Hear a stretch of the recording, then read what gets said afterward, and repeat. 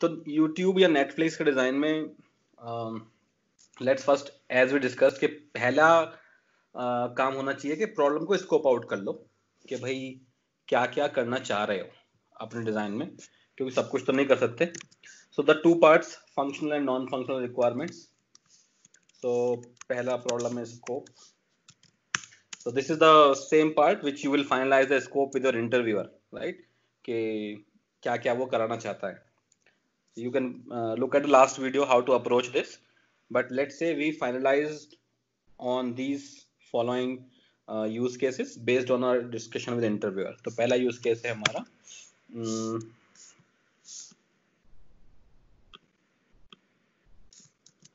obviously YouTube जब service की बात कर रहे हो तो अपलोड तो कॉमन यूज केस है और व्यू, ये दो बिल्कुल बेस यूज केस हैं कि भाई ये तो हर हालत में आप इंप्लीमेंट करोगे ही करोगे, ठीक है. इसमें तो कोई डाउट है नहीं कि आपको अपलोड और व्यू तो इंप्लीमेंट करना ही है. इसके बाद की यूज केसेस हैं वो होते हैं यूजुअली ऑप्शनल, राइट, कि इंटरव्यूअर चाहता है या नहीं चाहता है टाइप. सो मैं नोट कर लेता हूँ और मे बी हम लोग एक कॉल ले लेंगे कि करना है नहीं करना टाइप्स. तो जैसे कि शेयर करना है आपको वो वीडियो कहीं, ये भी यूज कर पॉसिबल है. वीडियोस को सर्च करना है, ये भी एक यूज केस है. सर्च बेस्ड ऑन वीडियो का टाइटल, ठीक है. और या आपको स्टैटिस्टिक्स निकालने हैं वीडियो पे, जैसे कि भाई कितने लाइक्स हुए, कितने कमेंट्स हुए या क्या कमेंट्स हुए, या कितने व्यूज हुए, इस तरह की बात है. तो व्यू अगर व्यू काउंट करने पर जाओगे तो may be you should also discuss के how you can add in view comments, ये भी पॉसिबिलिटी है. तो फॉर इस प्रॉब्लम को सपोज करो मैं अगर इंटरव्यूअर हूँ और तुम लोग इस टास्क को ले रहे हो, तो लेट्स से ऐसे कि अपलोड और व्यू करना है. ऐसे शेयर मत करो अभी, let's not consider share. Search भी मत करो, सर्च मत करो अभी. और okay, may be you can do this two also simultaneously, क्योंकि ये दोनों में कुछ ज्यादा बड़ा वो नहीं लगेगा. क्योंकि सर्च पे जब जाएंगे ना तो पूरा मैं नहीं चाहता कि अभी सर्च यूज केस लूं और इलास्टिक सर्च वगैरह डिस्कस करूं या ट्राई डिस्कस करूं. तो that's why I am scoping it out, otherwise बहुत लंबा टाइम लगेगा. तो वो ऑलरेडी कहीं डिस्कस हो जाएगा किसी और सेशन में. शेयरिंग में भी कोई ज्यादा कुछ खास नहीं है. So I am like finalising these 4 use cases: upload, view, add और व्यू कमेंट वीडियो पे करना, और may be how you can count the likes और द व्यूज, ये एक पार्ट हो सकता है. नाउ एनएफआर, तो ऐसे जब जब जब डिजाइन इंटरव्यू में होंगे तो अप्रोच क्या रहेगी कि हम सारे पहले स्कोप जो हमारे समझ में आ रहा है वो लिख देंगे, उसके बाद इंटरव्यूअर से कंफर्म करेंगे कि क्या लेना है क्या नहीं लेना है. तो अप्रोच तो मैंने लास्ट टाइम वीडियो में डिस्कस की थी, जैसे कि या तो इंटरव्यूअर आपसे दो ही पॉसिबिलिटी है. या तो इंटरव्यूअर कहेगा कि only consider upload and view use case and let's not discuss anything else, ठीक है. तो वो आपको बेसिकली रेस्ट्रिक्ट कर देगा अपलोड और व्यू पे. दूसरा है he wants to know how far you can think, और आप खुद सजेस्ट करो फीचर. तब वो कहेगा अच्छा इसमें से okay what else will you like to implement in YouTube. तो तुम कहोगे शेयर, सर्च, तो वो कहेगा okay share let's leave out of the scope, search also out of the scope. Okay हाँ, ऐड और व्यू कमेंट्स और how to display the like comments views का count, let's take that into consideration. तो वो either he will restrict you by providing the use cases or he will ask you to think proactively, पहले से think करके बताओ use case, और फिर वो कहेगा कि ये करना है या ये नहीं करना, ठीक है. So this is the discussion part. This is a very interactive part. यही है क्वेश्चन वाला part, which is very important. If you don't ask questions, if you don't ask clarifying questions कि ये करना है नहीं करना, then it's a red flag, ठीक है. वो नहीं होगा, आगे बढ़ेगा नहीं, मतलब it's a very negative impression के you assume everything without asking interviewer. तो इस पर डिस्कशन हो जाना चाहिए पहला. ओके, एनएफआर की बात कर लेते हैं. और क्योंकि एनएफआर फोकस बहुत बड़ा रहता है नॉर्मली इंटरव्यूज में, कि क्योंकि स्केल की बात कर रहे हैं ना लोग, इसलिए और कोई खास बात नहीं. तो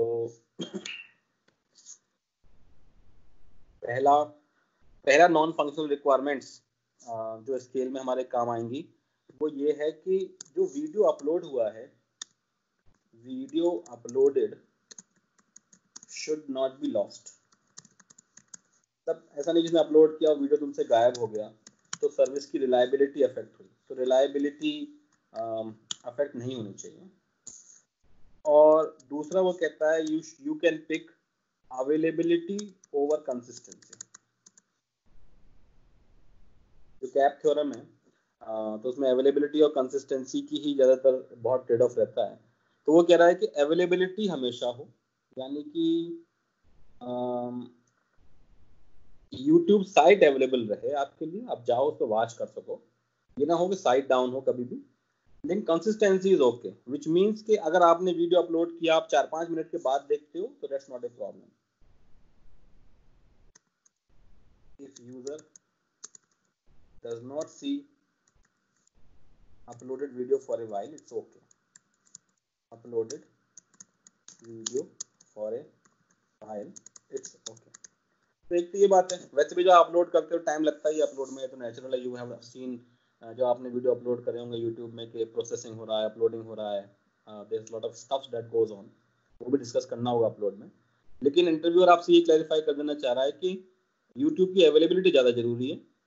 यूजर्स को थोड़ी देर बाद दिख जाए वीडियो तो कोई फर्क नहीं पड़ता। तो यहाँ पे एक हिंट है आपके लिए, कुछ हिंट देना चाह रहा है वो, उस पर डिस्कस करेंगे क्यों उसने ऐसा कहा कि अवेलेबल हो ये ज़्यादा जरूरी है, सर्विस हमेशा अवेलेबल हो, कोई रिक्वेस्ट रिजेक्ट ना हो, कंसिस्टेंसी ज़्यादा इंपॉर्टेंट नहीं है। तो ये बहुत इंपॉर्टेंट पॉइंट है जो उसने कहा है, इसके लिए हम लोग, इससे हमें हिंट मिलना चाहिए, that hint will take away. तीसरा non functional which is very very important is, वो कह रहा है कि नो लैग। यूजर्स को different devices पे so maybe users might be on different devices, users might be using different bandwidth, मतलब उनका होता है किसी का इंटरनेट कनेक्शन फास्ट है, किसी का स्लो है। तो as much as possible there should be no lag और no buffering, मतलब थोड़ा seamless play हो वीडियो, ये बेसिकली ये मतलब है।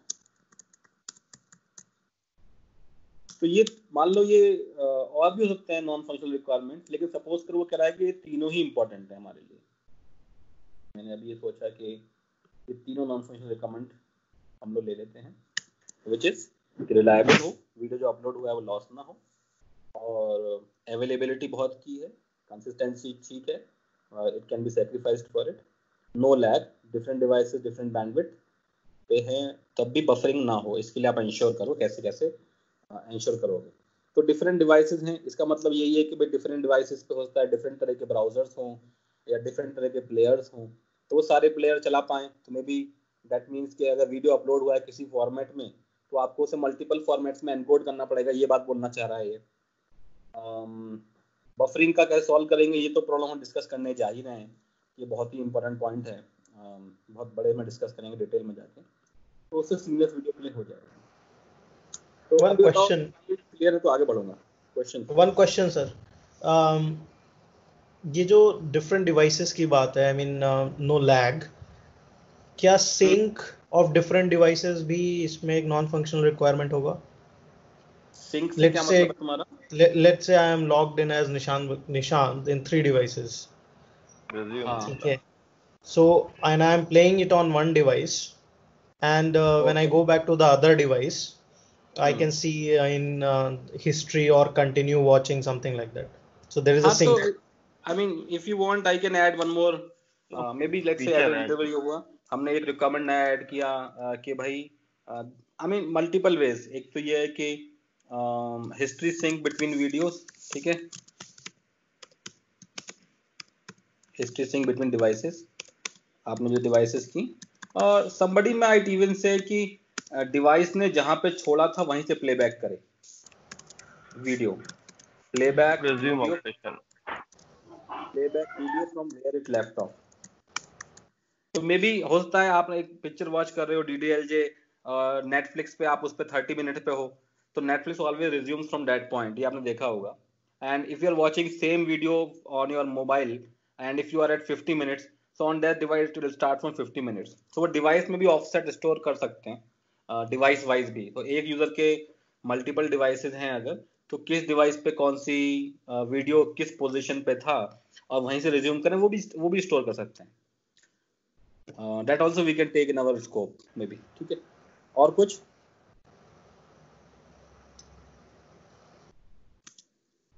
बढ़े आगे या और कुछ? मतलब स्कोप देखो बहुत बड़ा, आप YouTube पर डिजाइन कर लो, 50 चार्ज कर लोगे, कहोगे वीडियो रिकमेंडेशन, भाई अब यूजर को मैं रिकमेंड करूं वीडियो बेस्ड ऑन सब्सक्रिप्शन है, अलर्ट है सब। हाँ, तो ये सारी चीजें जो हैं, ये सारे हम बस समझ लो कि ये सब अभी हम ये सब आउट ऑफ स्कोप है। बाकी कि YouTube को हम चैनल सब्सक्राइब कर पाएं, ये सब आउट ऑफ स्कोप है, क्योंकि अगर सब कुछ करने लग जाएंगे डिजाइन सेशन में तो we will not be able to focus on the main points जो।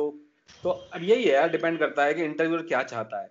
तो आप जब ये सारे डिजाइन पढ़ लोगे आपको ये सब कुछ आता होगा। इसलिए ये बहुत जरूरी है कि जब आपको सब कुछ पता है तो उसमें से जो यूजर सुनना चाह रहा है, सॉरी जो इंटरव्यू सुनना चाह रहा है, 4-5 चीजें उन पर डिस्कस करो। ये नहीं कि बिना पूछे रिकमेंडेशन में चालू हो गए, फिर वो कहे कि recommendation I don't want. So let's not be in that position where you don't even know what is the expectation. So basically ये वही पार्ट है जहाँ पे आप डिस्कस करके रिक्वायरमेंट्स को फ्रीज कर रहे हो। सपोज करो मेरी रिक्वायरमेंट्स फ्रीज हो गई, जो ग्रीन है वो मैं इंप्लीमेंट करने जा रहा हूँ। So next task, as I discussed, probably we can do capacity estimation थोड़ा सा। ये भी वही है कि maybe interviewer might say, okay, you assume the scale, don't have exact capacity। या वो कहेगा कि भाई ठीक है, थोड़ा सा estimate बताओ कि how much कितना storage चाहिए per month लगभग। So you should have this sometimes no, this is very much asked even if you appear in product rounds, product interviews में जाते हो या टेक्निकल में भी प्रोडक्ट राउंड्स होते हैं। तो may be I will start showing you something कि एक्टिव यूजर्स ऑन यूट्यूब देखो, क्योंकि मैं बोलूंगा तो शायद तुम्हें लगे अजीब है, 2 बिलियन के करीब होते ही हैं। तो ये कह रहा है कि 2 बिलियन मंथली एक्टिव यूजर्स हैं। ठीक है, तो हमारे पास कुछ एस्टिमेशन ले लेते हैं हम लोग कि एमएयू बोल देते हैं शॉर्ट में कि आपके एक्टिव यूजर्स कितने हैं। 2 बाकी म्यूट करना, कोई सही से आवाज आ रही हो तो बाकी लोग।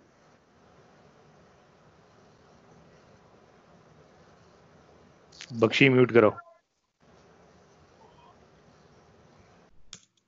कूल। सो मंथली एक्टिव यूजर हमारे 2 बिलियन हो गए, और ये थोड़ा अजम्पशन बेस्ड होता है, जरूरी नहीं है आप बिल्कुल 2 बिलियन लो, 1 बिलियन लोगो तो भी चलेगा। तो 2 बिलियन हमने मंथली मान लिए एक्टिव यूजर है, जिसमें से कि मान लेते हैं अजम्पशन बेस्ड खेल होगा सारा कि डेली 1 बिलियन यूजर आ रहे हैं इस पर साइट पे। तो हमें क्यूपीएस निकालना है, क्वेरी पर सेकंड क्या रहेगा हमारा।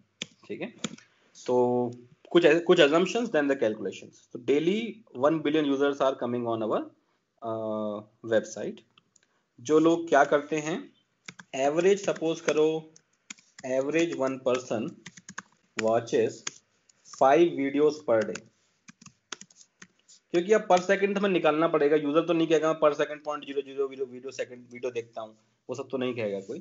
तो एक बंदा 5 वीडियो देखता है अजम्पशन में पर डे, तो टोटल व्यू कितने होते हैं पर सेकंड, टोटल व्यूज पर सेकंड वीडियो के, टोटल व्यूज ऑफ वीडियो पर, ये निकालना है हमको मोटा मोटे तौर पे।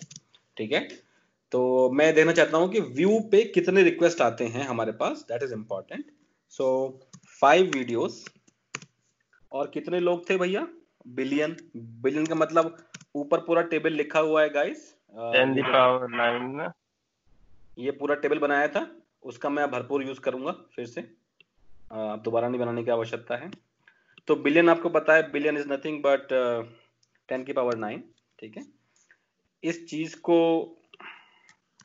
मुझे डिवाइड करना पड़ेगा, ये पर डे है और सेकंड चाहिए मुझे। तो एक दिन में 24 घंटे, 24 घंटे में 60 मिनट, 60 मिनट में 60 सेकंड, मोटा मोटी तौर पे देखूं तो कुछ ऐसा दिख रहा है।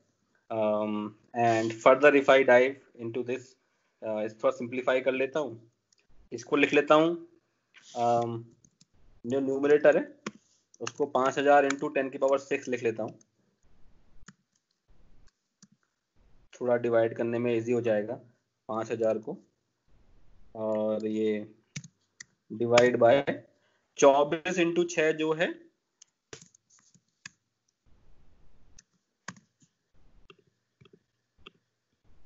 सॉरी क्या किया है 60 के शायद आएगा 60 के 24 इंटू 36 864 ठीक है करीब करीब मोटा मोटा बहुत ज्यादा उसकी जरूरत नहीं है 864 हुआ इंटू 10 की पावर 2 करेक्ट कोई मिस्टेक हो तो बता देना वैसे भी रफ है ये बहुत ज्यादा एग्जैक्ट होने की जरूरत नहीं है तो ये मैंने किया 5 3 जीरो यहाँ ले लिए 6 जीरो ये बचे डिवाइड बाय 24 6 हो गया 864 2 जीरो ये लग गई 5000 को 800 से भाग दे रहे हैं करीब करीब 8 5 जा 40 है 8 6 जा 48 600 500 रफली ले लेते हैं रफली मान लो 8 5 जा 40 होता तो 5 इंटू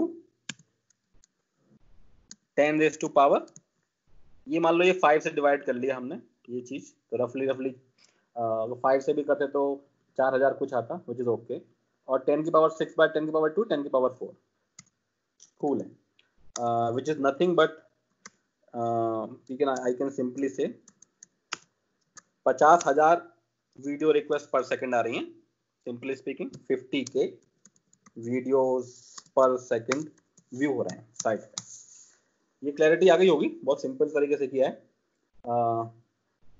1 बिलियन एक्टिव यूजर 10 की पावर 9 हर एक आदमी ने 5 वीडियो देखे ये divide by seconds in a day 24 60 60 ये मोटा मोटी ले लिया तो 50 into 10 raise to power 3 videos मतलब हो गया 50,000 वीडियो पर सेकंड हमारे वॉच हो रहे हैं अब हमें ये भी देखना है कि अपलोड और व्यू का क्या है कि अपलोड कितने हो रहे हैं वीडियोस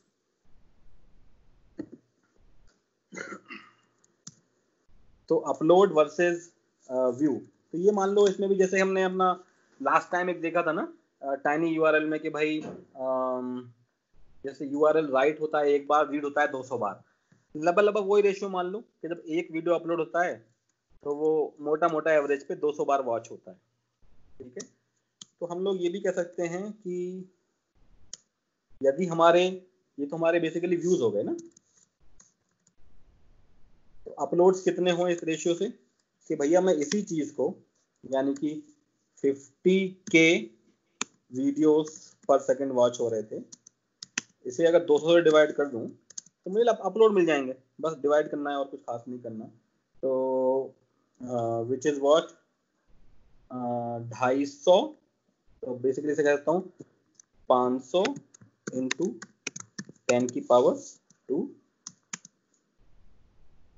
10 की पावर 3 से एक बोरो कर लिया मैंने डिवाइड बाय 200 ठीक है तो ये हुआ 25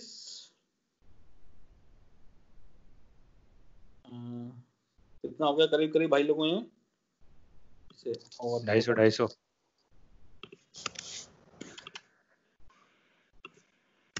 हाँ सिंपल सा ये हाँ बिल्कुल 250 हो गया तो ये हो गया 250 वीडियोस पर सेकंड तो ये एस्टिमेशन की बात है अगर इंटरव्यू नहीं चाहता तो मत करना इस एस्टिमेशन को लेकिन आपको बहुत ही क्लियर आइडिया हो गया कि यूट्यूब पे लगभग 250 वीडियो पर सेकंड अपलोड होते हैं और मोटा मोटा 50,000 वीडियोस पर सेकंड वॉच होते हैं ये आपको थोड़ा आइडिया लग गया इससे थोड़ा सा आप चाहो तो स्टोरेज निकाल लो कि यूट्यूब को कितना स्टोरेज चाहिए उसके भी वो भी हेल्पफुल होगा तो बहुत सिंपल है भाई 250 वीडियो पर सेकंड है अज्यूम कर लो कि एक वीडियो जो अपलोड हो रहा है वो 100 MB का है अज्यूम कर लिया हमने लगभग देखो जब अज्यूम करना हो तो ऐसा अज्यूम करो जो यूजुअली होता है तो 100 MB का वीडियो और क्या कहते हैं 1-2 MB का फोटो 1 MB का फोटो और 100 MB का वीडियो अपलोड अज्यूम करना ठीक रहता है नॉर्मली तो मैंने मान लिया कि 100 MB का वीडियो है और 250 वीडियो पर सेकंड हो रहे हैं तो एम मेरा ये है कि YouTube को 1 ईयर का स्टोर करने के लिए कितना स्पेस चाहिए लेट्स से मुझे 1 ईयर स्टोरेज निकालना है तो मैं कैसे कैसे करूं भाई 250 वीडियो पर सेकंड हो गए इनटू 100 MB हो गया तो विच इज व्हाट कितना पर सेकंड में इसको निकालना चाहे तो हम कह सकते हैं क्या क्या 25 तो मल्टीप्लाई करना है बेसिकली ये दोनों कितना MB हो गया तो मैं इसे ऐसे कर ले रहा हूँ 25 इंटू 10 की पावर 3 MB ये इसे बोरो कर लिया है मैंने 10 ताकि वो 10 की पावर 3 पर सेकंड इतना डेटा पर सेकंड में आएगा which is as good as saying 25 into, देखो 10 की पावर 3 10 की पावर 3 है ही, और अगर MB को एक्सप्रेस करना है तो 10 की पावर 3 होता है वो भी, which is 25 into 10 की पावर 6, and 10 की पावर 6 को ही हम GB बोलते हैं, ठीक है, which is saying कि 25 Gbps, 25 GB डेटा पर सेकंड अपलोड हो रहा है बस। अब आप एक साल का निकाल लो, बहुत सिंपल है कि 25 GB अगर एक सेकंड में अपलोड हो रहा है तो एक साल में 365 दिन, 365 एक दिन में 24 घंटे और 3600 सेकंड मोटा मोटी, ठीक है। So which gives us 25 into 365 into 24 into 3600, इतने जीबी करीब डेटा चाहिए उसको। तो मैं इसको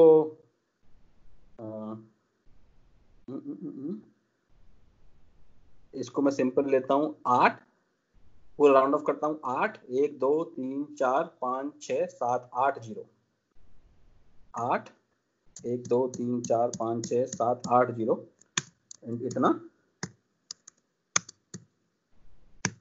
इतना जीबी। ये समझ में आ रहा है भाई लोगों वाला पार्ट? ऊपर सेकंड आप कैलकुलेट कर रहे हो ना, ये नंबर ऑफ सेकंड से मल्टीप्लाई किया है ना, कैलकुलेट कर रहे हैं। हाँ भाई 25 जीबी पर सेकंड हो रहा था, एक साल का स्टोरेज निकालना है, 1 ईयर में कितना हुआ, तो 25 जीबी इंटू सेकंड में एक्सप्रेस करो एक साल को, 365 दिन, हर एक दिन में 24 घंटे, एक घंटे में 3600 सेकंड, तो करीब इतना जीबी हमारे पास।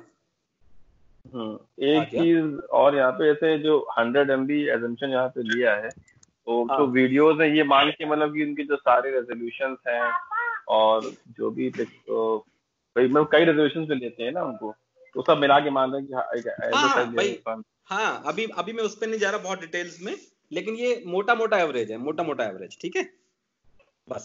तो 8 मान लो, उसको मैंने लिया 800 और ये जीरो कितने बचे, 1 2 3 4 5 6, तो 800 इंटू 10 की पावर 6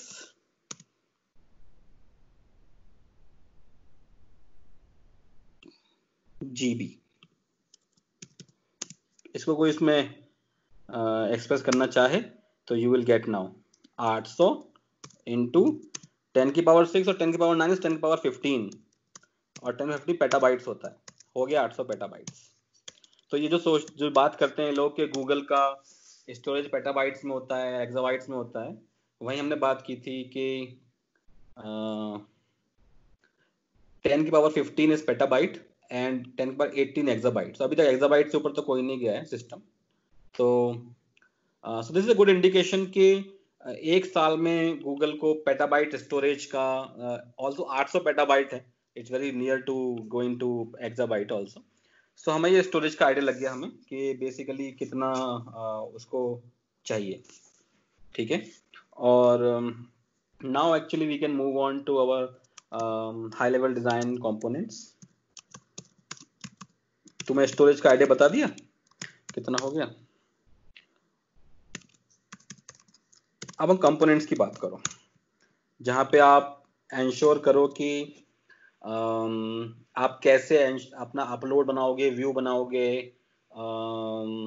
या तो पहली बात यह है कि सबसे पहली बात जो आती है यहाँ पे, एक कुछ हमें ये बातें बताओगे तो you will score very good points, no assumption required.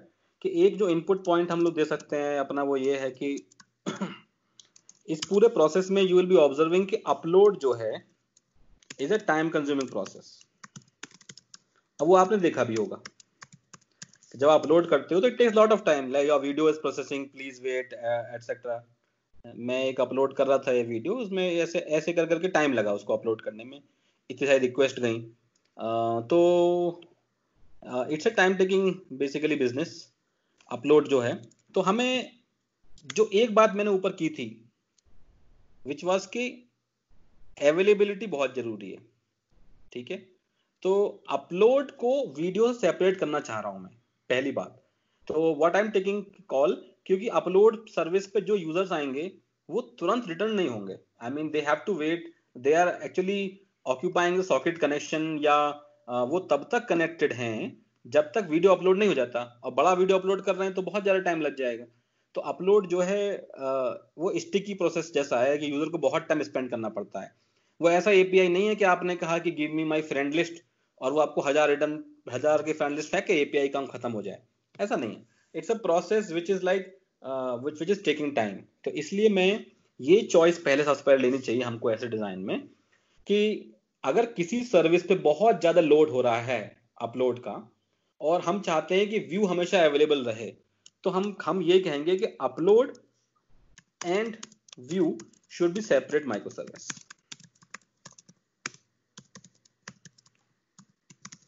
तो अपलोड का जो सर्विस है वो पूरी कंप्लीट होनी चाहिए सेपरेट, किससे? व्यू सर्विस से सेपरेट होनी चाहिए। तो व्हाट डू आई मीन, ये उस दिन डिस्कस किया था, फिर भी थोड़ा सा आइडिया ले सकते हैं। ये कैसे बनाना था उस दिन ड्राइंग? ओके, सो हमने कहा कि ये हमारी होगी एक अपलोड की माइक्रो सर्विस और यहाँ हमारी होगी व्यू की माइक्रो सर्विस। ये दोनों सेपरेट रहेंगी और ऑब्वियसली इनका जो डिस्टिंक्शन होगा वो यहाँ पे डिसीजन यहाँ पड़ा होगा, एक एप्लीकेशन लोड बैलेंसर, क्योंकि तुम्हें बताया था कि application load balancer will be able to take a decision कि बेस्ड ऑन द राउट्स मैं कहाँ पे राउट करूँ। ठीक है, तो यहाँ कहीं मान लो हमारा ये क्लाइंट है,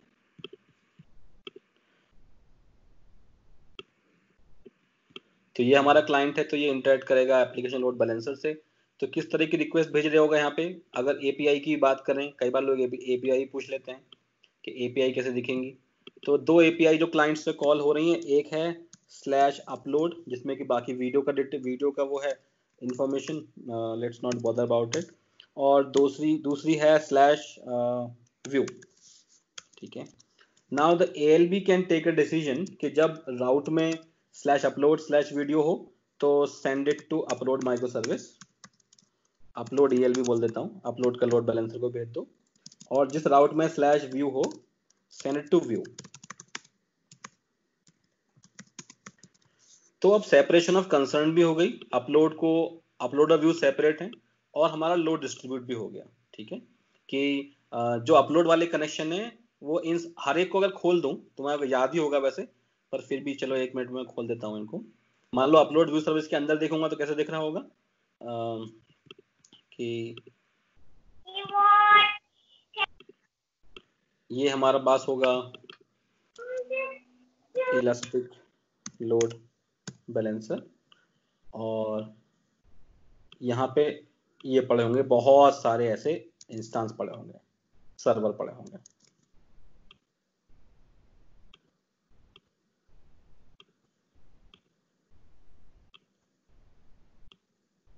ये सॉरी, तो अपलोड सिमिलरली व्यू होगा, तो अपलोड सर्विस के पास अपना खुद का लोड बैलेंसर होगा और उसके अंदर बहुत सारे ऐसे इंस्टेंस होंगे जो अटैच होंगे। सिमिलरली व्यू सर्विस के पास अपना खुद का लोड बैलेंसर होगा और बहुत सारे होंगे सर्वर। तो विच मीन्स के जो अपलोड के कनेक्शन आएंगे ALB से यहाँ गए, इस ELB पे गए और फिर वो ये सर्वर होंगे। तो मे बी इस सर्वर पे जो कनेक्शन बना है वो बहुत देर तक अपने आप को रिलीज नहीं करता। हर सर्वर की कैपेसिटी है, मान लो एक सर्वर कह रहा है कि मैं 10,000 कनेक्शन ले पाऊंगा, तो उस समय 10,000 लोग जो हैं उसको उस पर कनेक्टेड है जब तक वीडियो अपलोड नहीं कर लेते, which can take 5 minutes 10 minutes depending on the video size. तो हम नहीं चाहेंगे कि हम ऐसे ही सर्वर पे अपना रीड ट्रैफिक भी भेजें। ठीक है, तो हम रीड ट्रैफिक उन सर्वर पर नहीं भेजेंगे जो अपलोड में बिजी हैं, वो ऑलरेडी उनका सीपीयू बहुत हाई रहता है। अपलोड सीपीयू इंटेंसिव टास्क है, क्यों वो हम डिस्कस करेंगे अभी। और व्यू जो है, जो व्यू वाले रिक्वेस्ट हैं वो एक सेपरेट सेट पर जाएंगे, ये सेपरेट यहाँ पे पड़ा हुआ है बेसिकली इस तरह से।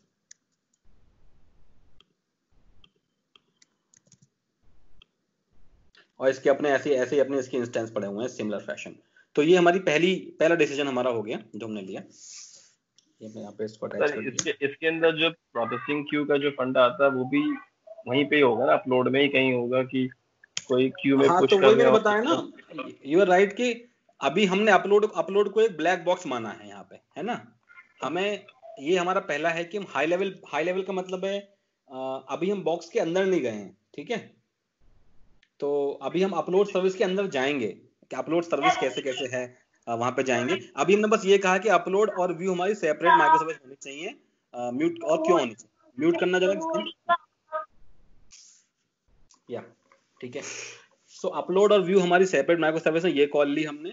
अब बेसिकली जो तुम कह रहे हो, अब हम डिटेल में जाते हैं उस पर आगे बात करने के लिए कि तो हमारा बेसिकली यही मान लो कि यहाँ पे हम जो डिस्कस करने गए थे, may be you can again mention last time discuss किया था हमने कुछ कि 3 टियर आर्किटेक्चर होता है किसी भी नॉर्मल वेब एप्लीकेशन का, जिसमें आप लोगों को याद होगा पहला लेयर होता है प्रेजेंटेशन का, विच इज यूआई की यहाँ भी हम कोई बात नहीं कर रहे यूआई, क्योंकि हम लोग ज्यादा यूआई की बात करेंगे भी नहीं ज्यादा। दूसरा हमारा है एप्लीकेशन का, यहाँ पे हमारे एप्लीकेशन लॉजिक, एप्लीकेशन सर्वर जो हम दिखा रहे हैं ये वो है। और अंडरलाइन तीसरा है डेटा लेयर कि हमारा डेटा कैसे स्टोर हो रहा है, क्या फॉर्मेट है। तो अभी हम बेसिकली डिस्कस कर रहे हैं एप्लीकेशन और डेटा लेयर के बारे में इस डिजाइन में। तो एप्लीकेशन और डेटा लेयर, तो एप्लीकेशन पे हमने ये समझा, ये हमारा स्ट्रक्चर है, upload view separate. Now basically we will go into understanding कि डेटा लेयर कैसी होगी, या अपलोड। तो अपलोड को जब खोलोगे तब हमें समझ में आएगा कि अपलोड में किस तरह के डेटाबेस होना चाहिए या क्या होना चाहिए, right. Now will think of all the use cases. तो अब अपलोड के बारे में जब थिंक कर रहे हैं तो लेट्स गो अबाउट अपलोड। तो मतलब ये हो गया कि भैया चलो वीडियो अपलोड करना है, दैट्स अंडरस्टूड। लेकिन यहाँ पे 2-3 बातें थी कि एक तो ये बात थी कि डिफरेंट डिवाइसेस पे एनएफआर था कि डिफरेंट डिवाइसेस पे हमको ये दिखना चाहिए। ओके, सो विच मीन्स कि अपलोड के अब यहाँ फर्दर यूज केस बन गए, डिवाइड करूँ तो कि हमको technically we should ensure encoding of the videos, कि हम सपोर्ट करें कि भैया हम एक वीडियो को MP4 ये तुम्हारा वेब फाइल जितने भी तरह के फॉर्मेट्स हों या एनकोडिंग्स हों जो भी और फर्दर हों, वो उतने में वीडियो एनकोड होना चाहिए ताकि वो मल्टीपल डिवाइस पे चल पाए। ये ना हो कि एक वीडियो चल रहा है यहाँ वहाँ नहीं चल रहा, YouTube won't afford that. So upload has a extra job की एनकोडिंग करना है। एक और दूसरी बात थी भाई कि हमने कहा था कि डिफरेंट बैंडविड्थ पे बफरिंग ना हो, ये बहुत इंपॉर्टेंट बात है। तो इसका मतलब ये है कि डिफरेंट बैंडविड्थ पे वर्क ना हो। अब ये एक ऐसा ब्लैक बॉक्स है, इसको खोलना जितना खोलना चाहो, जिसने काम किया है वो उसके अंदर जा सकता है, अदरवाइज जिसने नहीं किया वो शॉर्ट में बता सकता है, ठीक है। So depending on your experience. तो लेकिन हमें ये काम जरूर करना है कि सेगमेंटेशन,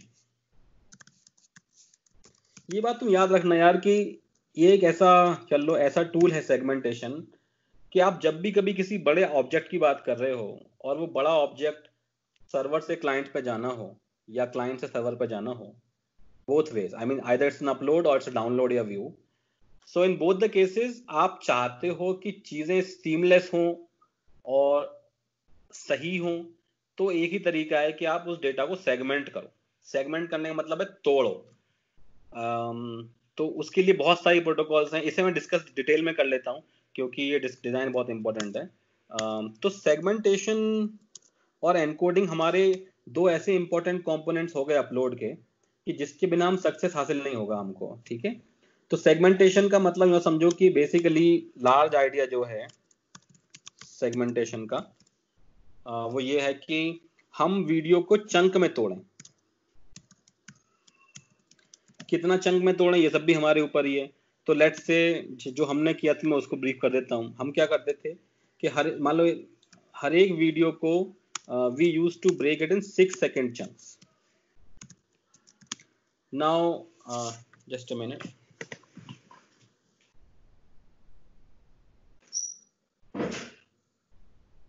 हाँ, तो हर एक वीडियो को हम 6 सेकंड चंक में तोड़ते हैं। तो इसके एडवांटेज दोनों तरफ से हैं कि एक जब आप अपलोड कर रहे हो तो आपको ये वेट नहीं करना है कि यूजर का पूरा वीडियो आ जाए तभी अपलोड करो। चंक में अपलोड कर सकते हो और जो प्लेयर है वो भी चंक में डाउनलोड कर सकता है। तो ऐसा नहीं है आपका पूरा वीडियो मान लो 50 MB का है तो पूरा 50 MB डाउनलोड करना है, it can download small chunks. ठीक है, तो चंकिंग का फंडा सिंपल है, 6 सेकंड चंक में हुआ। तो एग्जाम्पल तौर पे अगर 1 मिनट का वीडियो है यानी कि 60 सेकंड का 10 चंक बनेंगे। ठीक है, तो हम उसको 10 चंक में तोड़ देंगे और सर्वर के पास ये लॉजिक होना चाहिए, ये पता होना चाहिए सर्वर को कि how this chunks stick together. तो उसके 50 तरीके हैं करने के। चाहो तो कुछ प्रोटोकॉल स्पेसिफाई करती हैं, या सिंपल फॉर्म में देखो तो बहुत सिंपल सी बात है कि मैं इनका नाम ही ऐसे दे दूं, पहले चंक का नाम _0001, दूसरे चंक का नाम _0002, ऐसे कर दूं तो भी मुझे इन्फॉर्मेशन पता पड़ जाएगी कि इंक्रीमेंटल सीक्वेंस में मैंने चंक्स को अरेंज कर दिया है। तो मुझे पता है बेसिकली कि मेरा नेक्स्ट चंक जो है वो कौन सा है इस वीडियो का। ठीक है, तो वो स्टिच करना मेरे को बैक इजी रहेगा।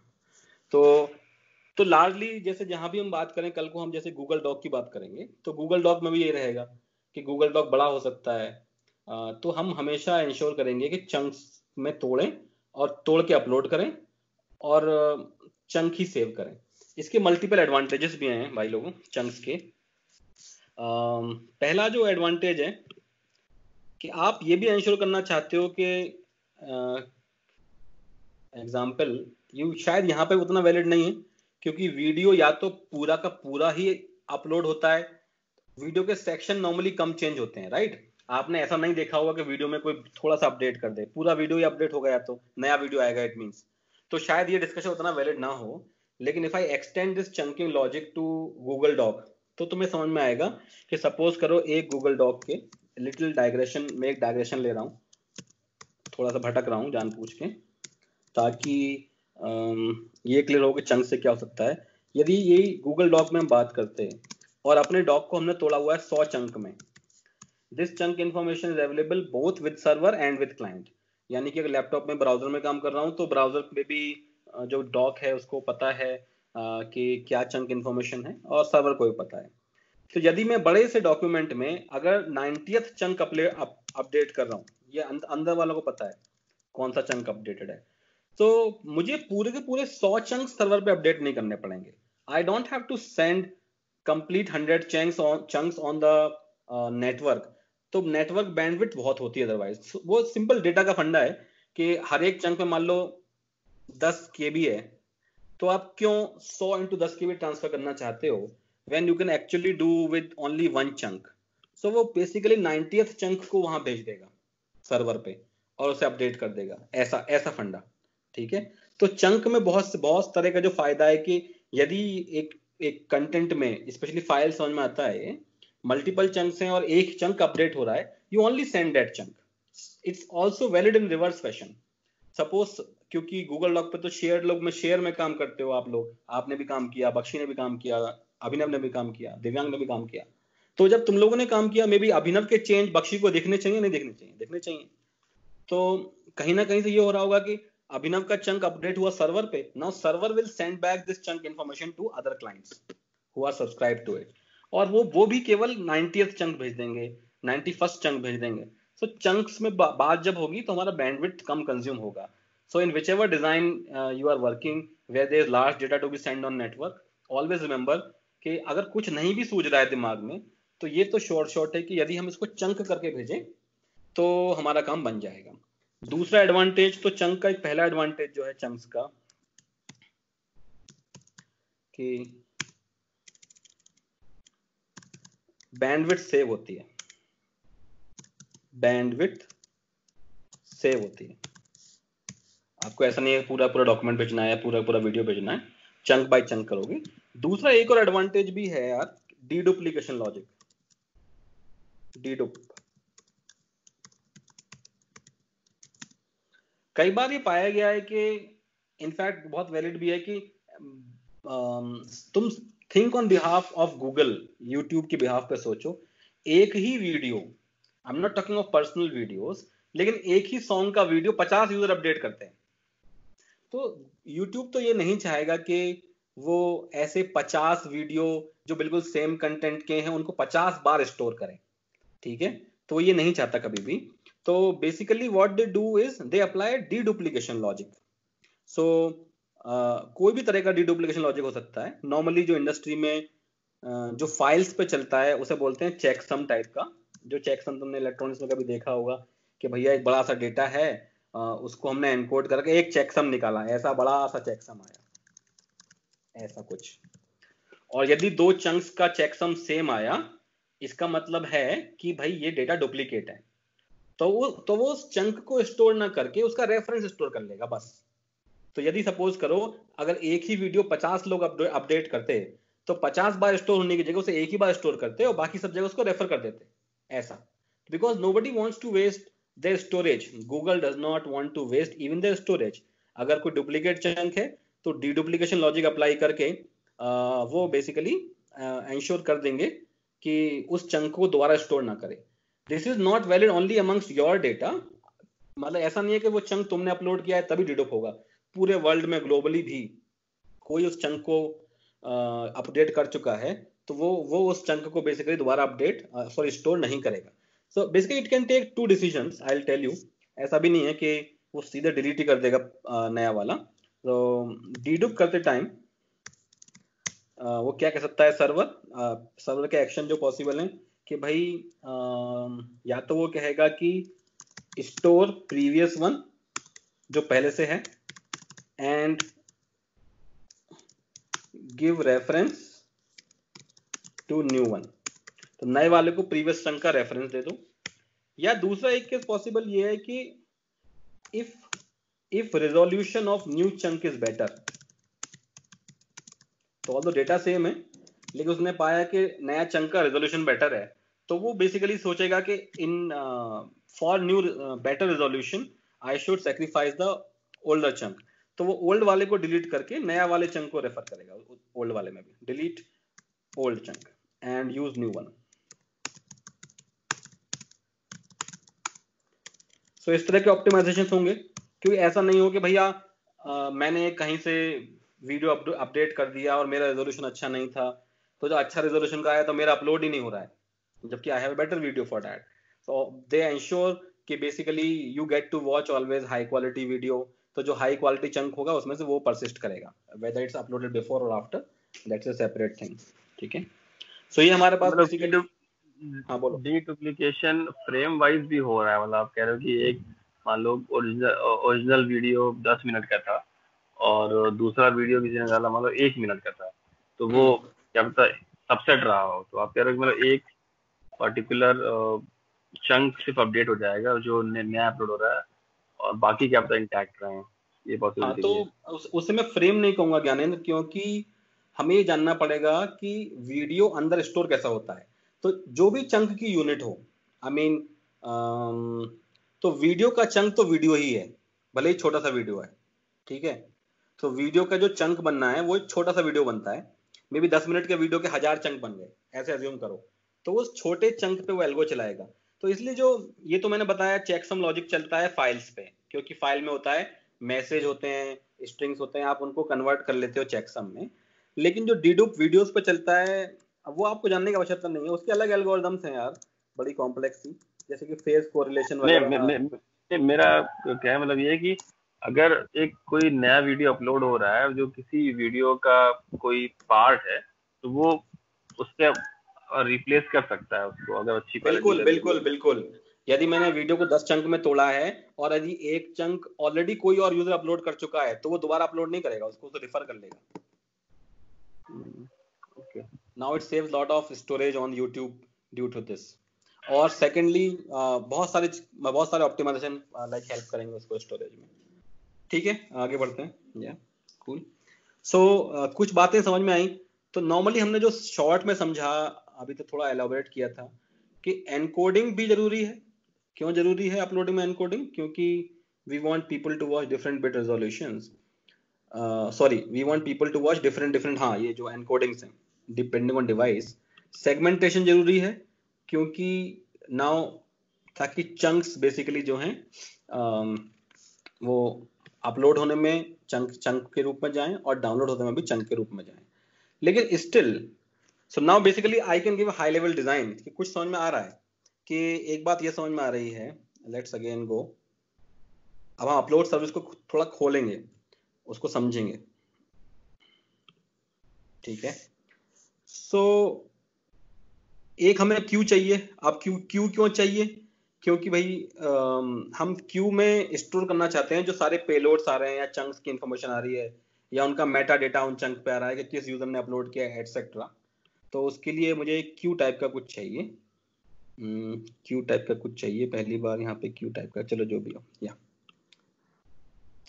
एक क्वेश्चन है sir before we go ahead, ये जो आपने डीडुप्लीकेशन वाला बताया ना, हाँ, तो इसमें एक क्वेश्चन ये है कि अगर डेटा शेयर करता है यूट्यूब बैकएंड पे, मान लीजिए सेम ही डेटा स्टोरेज हो रहा है तो रीयूज कर रहा है, तो हर एक यूजर का फिर डेटा स्टोरेज अफेक्टेड क्यों होता है?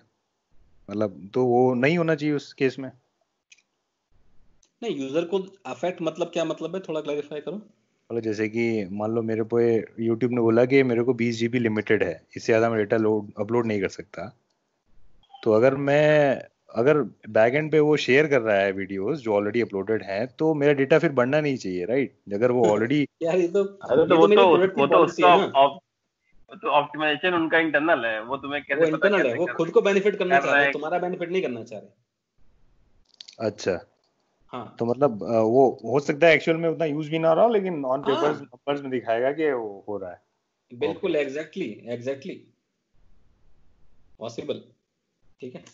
ये बात एक्चुअल यूसेज, एक्चुअल जो I mean if you simply do a mathematics और जितना क्लाइंट है उनका स्टोरेज मल्टीप्लाई करोगे, गूगल का या यूट्यूब का स्टोरेज काफी कम होगा उससे। That is true actual.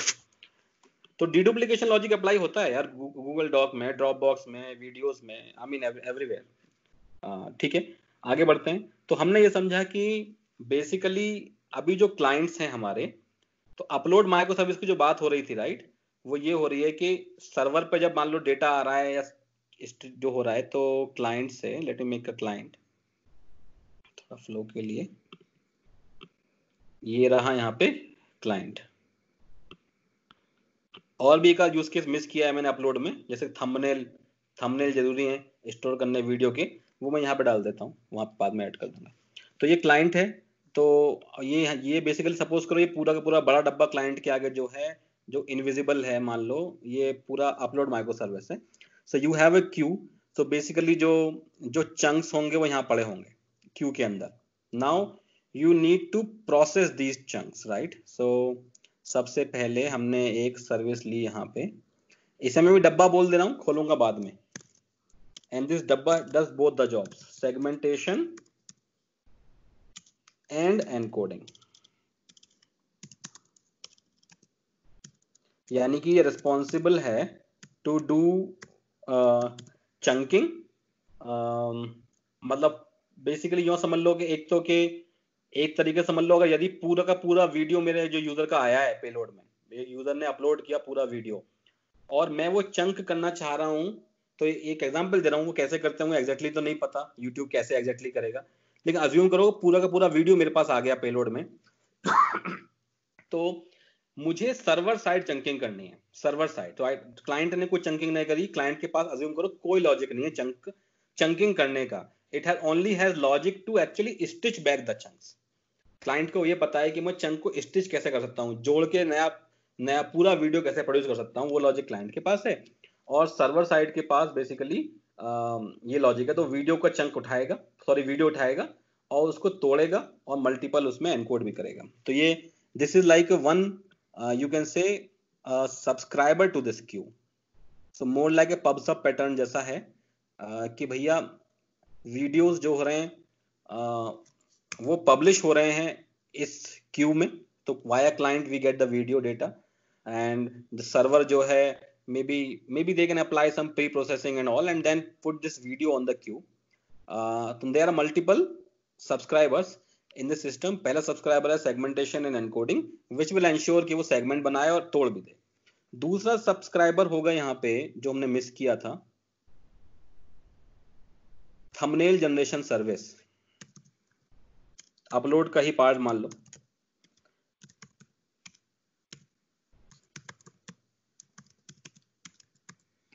तो ये अपना कुछ लॉजिक अप्लाई करेगी उस फ्रेम पे, उस वीडियो पे, और कुछ फ्रेम्स उठा लेगी।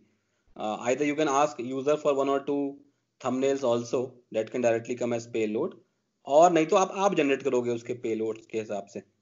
तो वीडियो से बेसिकली यहाँ पे लॉजिक लिखा होगा, जब वो सैम्पलिंग करके कुछ थंबनेल उठाएगा तो थंबनेल जनरेशन सर्विस होगी एक, ये वेरी इंपॉर्टेंट है। तो अब यदि बात करें इसकी, वीडियो टूटा तो वीडियो स्टोर कहाँ हुआ, अब चंक स्टोर कहाँ हुए, तो ये बात हमेशा याद रखना गाइस। स्टोरेज की यदि हम बात करें तो यहाँ पे एक इंफॉर्मेशन हो गया हमारा यूजर का डेटा। तो ये मैं मान ले रहा हूँ कि यूजर का डेटा, सपोज करो कि you can have multiple databases, तो ये एक है इसमें user data which will be storing information of user like user का आईडी, नेम, पासवर्ड, ईमेल वगैरह, ठीक है। तो user data is required, may be it can be, क्योंकि डेटा कोई बहुत बड़ा नहीं है, MySQL can also suffice for this. और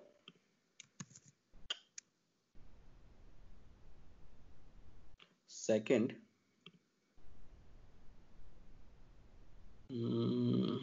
या तो एक होगा यूजर का डेटा और दूसरा होगा हमारा तुम्हारा वीडियो का डेटा। पीपल उससे बोल देते हैं मेटा डेटा बोल देते हैं यार, वो एक ही सी बात है, video Meta data. This will stats की बात कर रहे थे वही। अब बोलो, जो स्टैट्स कह रहे थे, लाइक, कमेंट्स, नो, हाँ बेसिकली तो वीडियो की आईडी, मैं एग्जैक्टली उन पे पहुंचूंगा, एग्जैक्टली फील्ड्स क्या हैं, लेकिन लार्जली जो है हमारा वीडियो का टाइटल क्या है। अपलोड जब करते हो दो पैरामीटर होते हैं, वीडियो का टाइटल क्या है, कौन से यूजर ने अपलोड किया है, और फिर क्योंकि हमने रिक्वायरमेंट लिखा है ना कि व्यूज, लाइक्स, ये सब इंफॉर्मेशन जो है वो वीडियो मेटाडेटा में रहेगी। अंदर टेबल्स की बात नहीं कर रहा अभी, बस ये मान लेना हो कि एक डेटाबेस वीडियो का है, एक डेटाबेस यूजर का है। क्योंकि ये मैं actually I want to classify the information, क्योंकि कुछ डेटा ऐसा है जो माई सीक्वल का पार्ट हो ही नहीं सकता, मैं उसको हाईलाइट करना चाह रहा हूं। अब उस पे आते हैं जो हो ही नहीं सकता माई सीक्वल का पार्ट। तो लेट्स कंसीडर दिस, ये जो वीडियो हैं और थंबनेल हैं,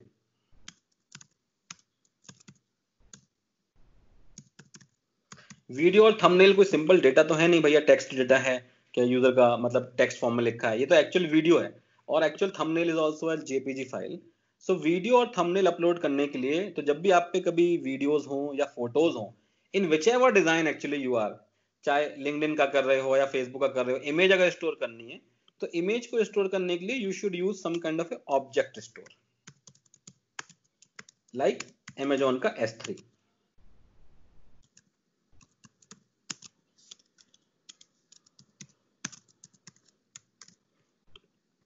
तो उसके मल्टीपल एडवांटेजेस हो जाते हैं, ठीक है। इनका जो बेटर यूज केस है वो हमेशा यही है, क्योंकि आपको पता ही है जो मैंने बताया कि वीडियोस पे और इमेजेस पे आप, ऐसा नहीं है कि you can do short updates, ऐसा नहीं है कि इमेज का पार्ट अपडेट कर दोगे या वीडियो का कोई पार्ट अपडेट कर दोगे, वो या तो पूरा ही चेंज होगा या डिलीट होगा, तो उसका यूज केस नहीं बनता कि वो माई सीक्वल में रहे, एफिशिएंट नहीं होगा वो रीडिंग वगैरह। So we should put on some kind of object store like Amazon S3। दूसरा एडवांटेज क्या होता है कि S3 में जो डेटा है आप उसको बेसिकली CDN को सोर्स कर सकते हो। तो यहाँ पे खास करके जब वीडियो और इमेजेस की बात आए तो हमेशा ये वैलिड रहेगा, CDN, कंटेंट डिस्ट्रीब्यूशन नेटवर्क। सो कई बार तो क्या होगा, ये जो क्लाइंट है सीधे सीधे CDN से रीड कर लेगा, उसको जाना ही नहीं पड़ेगा आपके थंबनेल स्टोरेज में। यदि मतलब CDN कुछ नहीं है, केस जैसा है। तो नॉर्मली क्या करते हैं लोग कि जो पॉपुलर कंटेंट होता है, जैसे कि वीडियो पॉपुलर चल रहे हैं, तो पॉपुलर वीडियोस हैं, पॉपुलर थंबनेल्स हैं उनके, वो सब CDN में होंगे। तो इट्स कॉस्टली, क्योंकि CDN में सब कुछ इन मेमोरी सर्व होता है। तो इन मेमोरी होता है तो ऐसा नहीं है, डिस्क सीक नहीं करनी पड़ती आपको, ऐसा नहीं है कि डिस्क पे जाके कोई डेटा लाना है। ये हमेशा याद रखो, सिंपल ये है कि अगर कोई चीज मेमोरी में पड़ी है तो फास्ट होगी, और डिस्क से लाएंगे तो स्लो होगी। ये बहुत सिंपल सा फंडा है।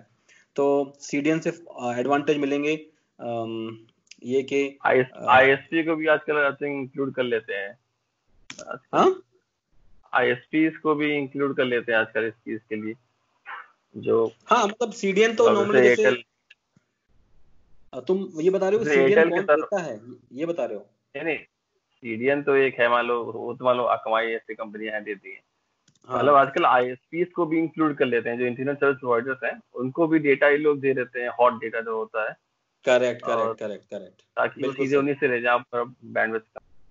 हाँ, तुम जो बोल रहे हो नॉर्मली वो एग्जैक्टली नेटफ्लिक्स करता है अपना, ओपन कनेक्ट नाम से उनका एक फीचर है, तो नेटफ्लिक्स इसको, तो बेसिकली आपको बेसिकली कोई बात नहीं है खास, सीडीएन भी वही करता है। तो एज लोकेशन सर्वर है कि इसके मल्टीपल कॉपीज बन जाएंगे जोग्राफिकली लोकेशन में। तो वो जो तुम बात कर रहे थे अभिनव उस दिन के, कई बार मल्टीपल हॉप हो सकते हैं, तो वो ये इंश्योर करेगा कि अगर इंडिया में हूँ तो अपने इंडिया के पास जो सीडीएन है, जो डेटा सेंटर है वहां से डेटा ले आए, कोई ऑस्ट्रेलिया में है तो वहां से ले आए। तो सीडीएन का जो मेन फंक्शन है वो ये है कि वो जोग्राफिकली डिस्ट्रीब्यूटेड रीजन्स में अपना को रेप्लिकेट करता है। जियो लोकेटेड, सर वो जियो लोकेटेड बोल देता हूँ कि स्पेशली क्योंकि अब यूट्यूब जैसा इकोसिस्टम है, वर्ल्ड वाइड व्यूअर्स हैं, तो ये नहीं चाहेंगे कि सब सारा ट्रैफिक एक ही डेटा सेंटर में जाए, तो जो जो लोकेशन आपके पास है वहां से जाए, वहां से उठा ले। तो हम ये कह रहे हैं कि जो S3 का डेटा जो भी था, S3 में जो पड़ा था, वो डेटा का मे बी हॉट डेटा या जितना आप पे बेसिकली, जितनी आपकी कैपेसिटी हो भैया, जितना आप पे कॉस्ट हो, रेवेन्यूज हो, उस हिसाब से उतना डेटा सीडीएन में ले जाओ। कुछ भी नहीं तो लोग एटलीस्ट 20% पॉपुलर वीडियो तो हमेशा रहेंगे इसमें। तो सीडीएन से बहुत फास्ट सर्च होंगे, आपको ये राउट आना ही नहीं है, आपको जाना ही नहीं है सर्वर पे, डेटाबेस पे, एटसेट्रा। ठीक है। दूसरी बात मतलब एक और, मतलब फास्ट यहाँ जो आप कह रहे हो सीडीएन इसलिए हो रहा है क्योंकि वो मतलब बहुत पास में लोकेटेड है, इसलिए हो रहा है।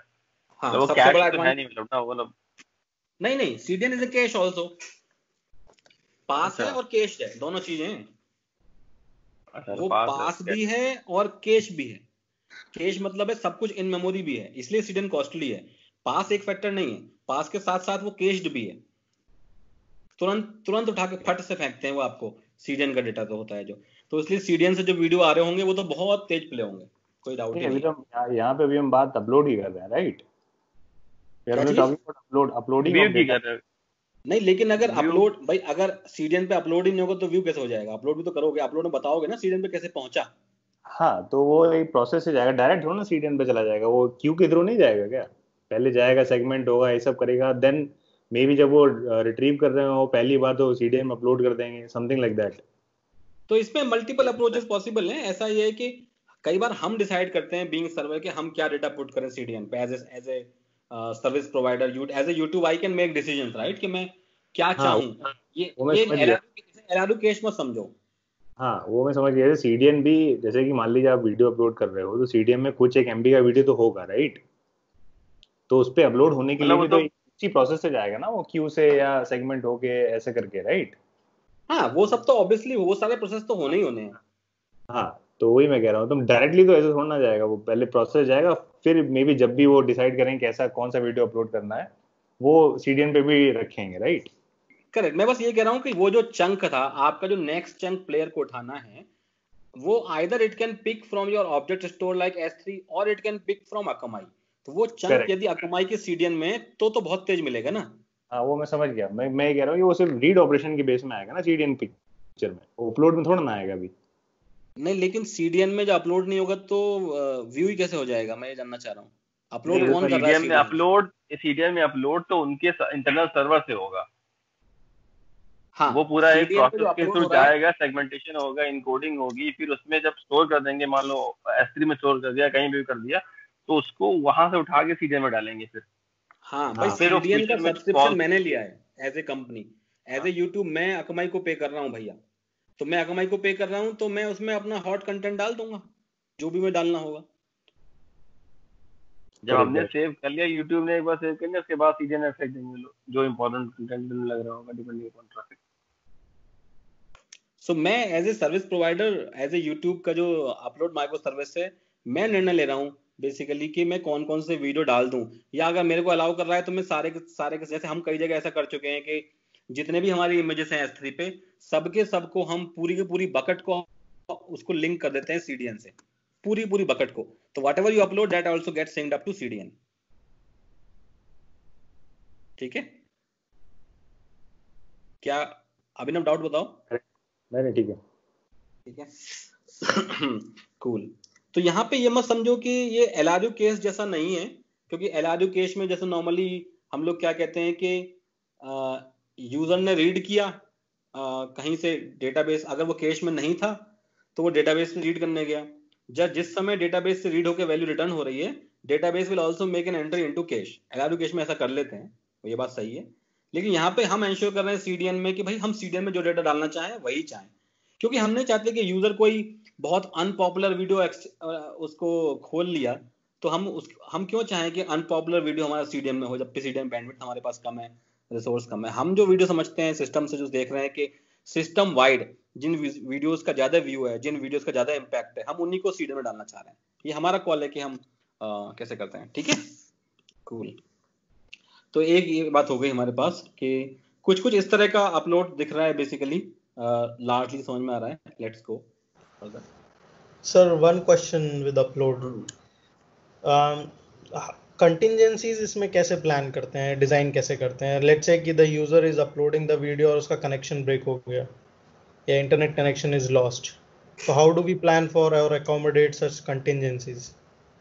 क्या आधा वीडियो अपलोड करके या चंक्स को यूज करके? हाँ, बेसिकली एक चंक्स को यूज करना एक बहुत वैलिड अप्रोच है। तो उसे नॉर्मली जब भी कभी बोलोगे इन चीजों को तो ये these people call it checkpointing. ठीक है, तो चेक पॉइंटिंग नॉर्मली बहुत इंपॉर्टेंट वैसे वहां भी है। जैसे कि आप कहीं से रीड कर रहे हो एज ए कंज्यूमर, आप मान लो किसी काफका क्यू से रीड कर रहे हो और बेसिकली कंज्यूमर किल हो गया, कंज्यूमर जो किल हो गया किसी कारणवश, तो आपको पता ही नहीं पड़ेगा कि कंज्यूमर कहाँ था, मैं उस कंज्यूमर को फर्दर कहाँ से कंज्यूम कराना चाहूँ। समझ लो मेरी बात को। सपोज करो मैं कंज्यूमर हूँ, as a app I am using Inshorts app, और ऐप पे मेरे पास जो न्यूज आ रही हैं वो किसी फीड से आ रही हैं, यानी किसी क्यू से आ रही हैं मान लो। तो मैं उसको डेटा भेज चुका हूँ 50 तक, और वो क्लाइंट मर गया, सडनली डेड हो गया, और I have no way to track as a server कि भाई वो क्लाइंट कहाँ पे था। तो मुझे पता होना चाहिए कि हर एक सर्वर का ऑफसेट क्या है, समझो ना, ऑफसेट वो कहाँ से रीड कर रहा था। तो मैं बेसिकली स्टोर कर सकता हूँ यहाँ पे इंक्रीमेंटली। जब यूट्यूब पे वीडियो अपलोड करते हो ना, देखो ये प्रोसेस मैंने इसलिए खोला भी था, जब मैं अपलोड कर रहा था वीडियो यूट्यूब में, तो भले ही छोटा सा वीडियो था, इसमें इतनी सारी कॉल हो गई। वो हर पॉइंट पे जा रहा है, हर पॉइंट पे बेसिकली वो इवेंट की लॉगिंग भी कर रहा है और इन्फॉर्मेशन अपडेट कर रहा है कि बेसिकली कहाँ तक का इन्फॉर्मेशन मिल गई, कितना मिली सेकेंड का अपलोड हो गया, या कितना चंक हो गया, और फिर वो वहां से प्रोसीड कर सकता है। It does not have to do all process together. Okay, मतलब बेसिकली यूं ही मानो कि एक सिंपल तरीके से कि एक इंसान क्या करता है नॉर्मली, जो ह्यूमन करता वही डिजाइन भी करते हैं कि मैं किस पॉइंट पे हूँ, वो इन्फॉर्मेशन कॉन्स्टेंटली बताता रहूं, एक्नॉलेज करता रहूं दूसरे सिस्टम पे कि भाई मैं 10 तक ले चुका, मैं 11 तक ले चुका। तो एटलीस्ट हो सकता है कि मैं अगर 10, उसे पता है कि मैं 10 तक दे चुका आपको इन्फॉर्मेशन चेक पॉइंटिंग की, तो वो फर्दर वो 10 से आगे स्टार्ट करेगा मेरा process, rather than starting from 0। ठीक है, you just have to basically make an update to system, acknowledge के भाई मैं यहाँ पे हूँ, क्लाइंट कैन अपडेट और any system can update this. ठीक है, वही चेक पॉइंटिंग का फंडा रहेगा हमेशा के लिए। कूल है। तो this part is clear. Segmentation and encoding कैसा हो जाएगा, we can even open this box further. अच्छा, थोड़ा डेटा का बात करते हैं क्योंकि हमें कुछ यूज केस समझने थे। तो जो यूजर डेटाबेस है वहाँ पे क्या क्या टेबल, मान लो यूजर ही है तो उसमें क्या रहेगा भाई, ID, email, user name, password etcetera. ये तो बहुत सिंपल टेबल है, कोई डाउट नहीं है। यहाँ थोड़ा सा उसका एक्सपेक्टेशन है क्योंकि यूज केस में आप कुछ कमिट कर दियो, यूज केस में कमिट कर दियो कि मैं कमेंट, लाइक, व्यूज के बारे में बात करूंगा, तो वो आपको समझना चाहेगा यहाँ से कि इतना ट्रिकी तो नहीं है ये, लेकिन वो जानना चाहेगा कि आपको स्कीमा की नॉलेज है या नहीं, इसीलिए दिया है। तो वीडियो में एक वीडियो टेबल होगा, तो वीडियो टेबल में मान लो रहेगा आईडी, और वीडियो का टाइटल क्या है, वीडियो का डिस्क्रिप्शन क्या है, वीडियो में टैग्स कौन कौन से देने हैं, पूछता है ना किस तरह के टैग देते हो आप, कई बार पाइथन वीडियो और डेटा स्ट्रक्चर्स, जो भी 500 टैग देने हैं जिससे वो सर्च में हेल्प होगा, तो वो टैग का एक लिस्ट होगा। और किस यूजर ने अपलोड करी, यूजर आईडी, तो ये जो user ID is link to this table. I am understanding कि मैं ऐसा समझ रहा हूँ कि यूजर आईडी जो है ये यही आईडी है। तो यूजर आईडी हो गई, और फिर मैं रन टाइम पे ये कैलकुलेट नहीं करना चाहता, ये ऑप्टिमाइजेशन ले रहा हूं मैं कि ऑल्दो मैं स्टोर करूंगा किसने वॉच किया, किसने क्या किया, लेकिन I always want to have a aggregated view, so that I don't make a aggregation query कि सारे यूजर ने जिसने वॉच किया उनको ऐड करूं। तो वो सब ना करने की बजाय whenever there is a view, I'll increment this view in the views itself.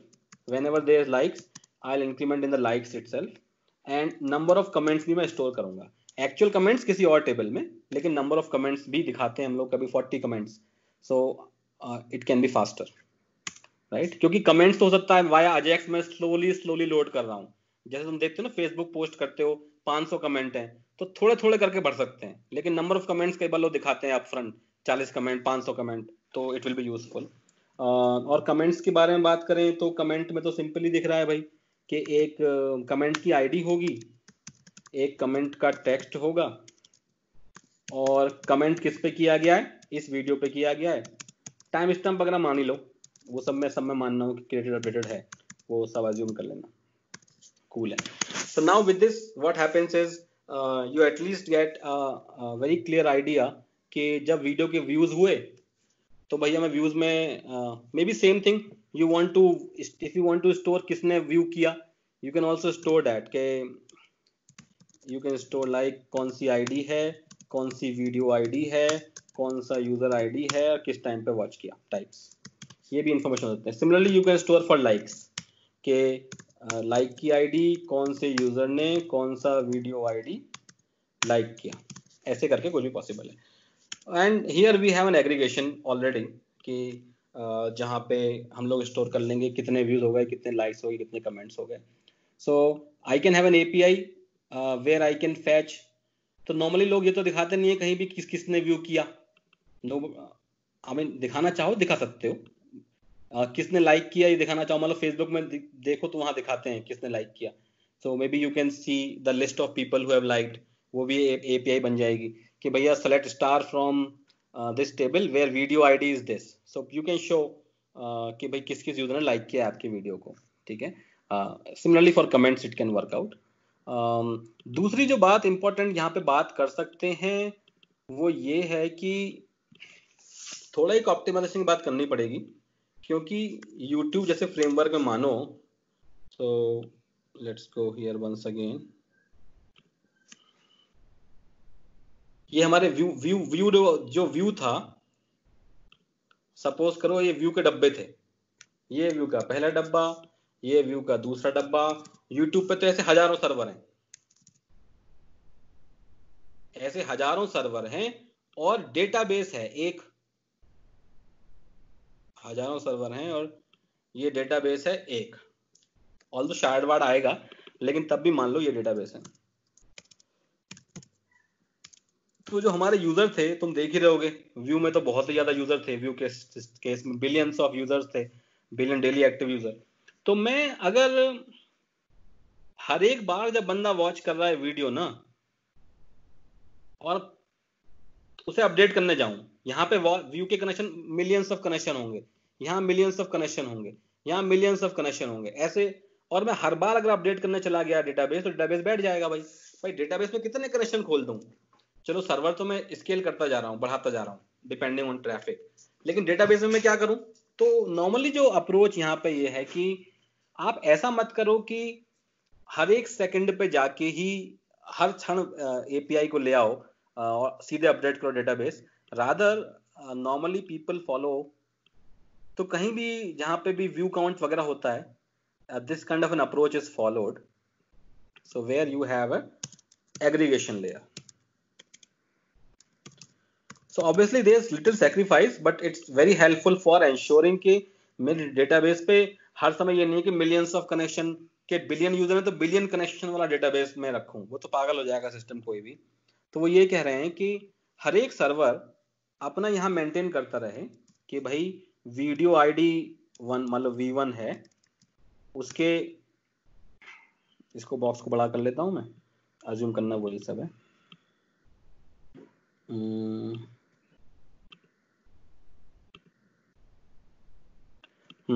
कि वीडियो आईडी V1 के 10 व्यू हो गए, वीडियो आईडी V2 के 2 व्यू हो गए, इस तरह का इंफॉर्मेशन है। सिमिलरली ये इंफॉर्मेशन यहां होगी, हो सकता है यहाँ V1 हो, V3 etcetera. Now basically what this aggregation layer will do कि ये इंश्योर करना चाह रहा है कि यहाँ से तो देखो मैंने ये बात बताई थी, दोबारा लिख दे रहा हूँ यहाँ पे मैं, ऑल दो ये बहुत इंपॉर्टेंट पॉइंट है, लोग इसको बहुत ज्यादा रेस करते हैं इंटरव्यूज में कि आपका लोड डेटाबेस तो बैठ जाएगा, इतने अपडेट होंगे कॉन्करेंटली, तो उस केस में यही एक्सपेक्टेशन है। तो बेसिकली आप क्या करोगे, आप इनको डायरेक्ट, ऐसा नहीं है कि ये रिक्वेस्ट यहाँ से जितनी आ रही है मिलियंस, सीधे हर बार डेटाबेस में जाओगे बस वीडियो काउंट अपलोड करोगे, ऐसा नहीं है। So you will go and sample. Maybe aggregation layer can take a call के I go at each minute. So aggregation layer will go at 1 minute to all servers. Or maybe it's constantly going to all servers, whatever approach we take. और यहाँ से इसको लेगा और कह देगा processed.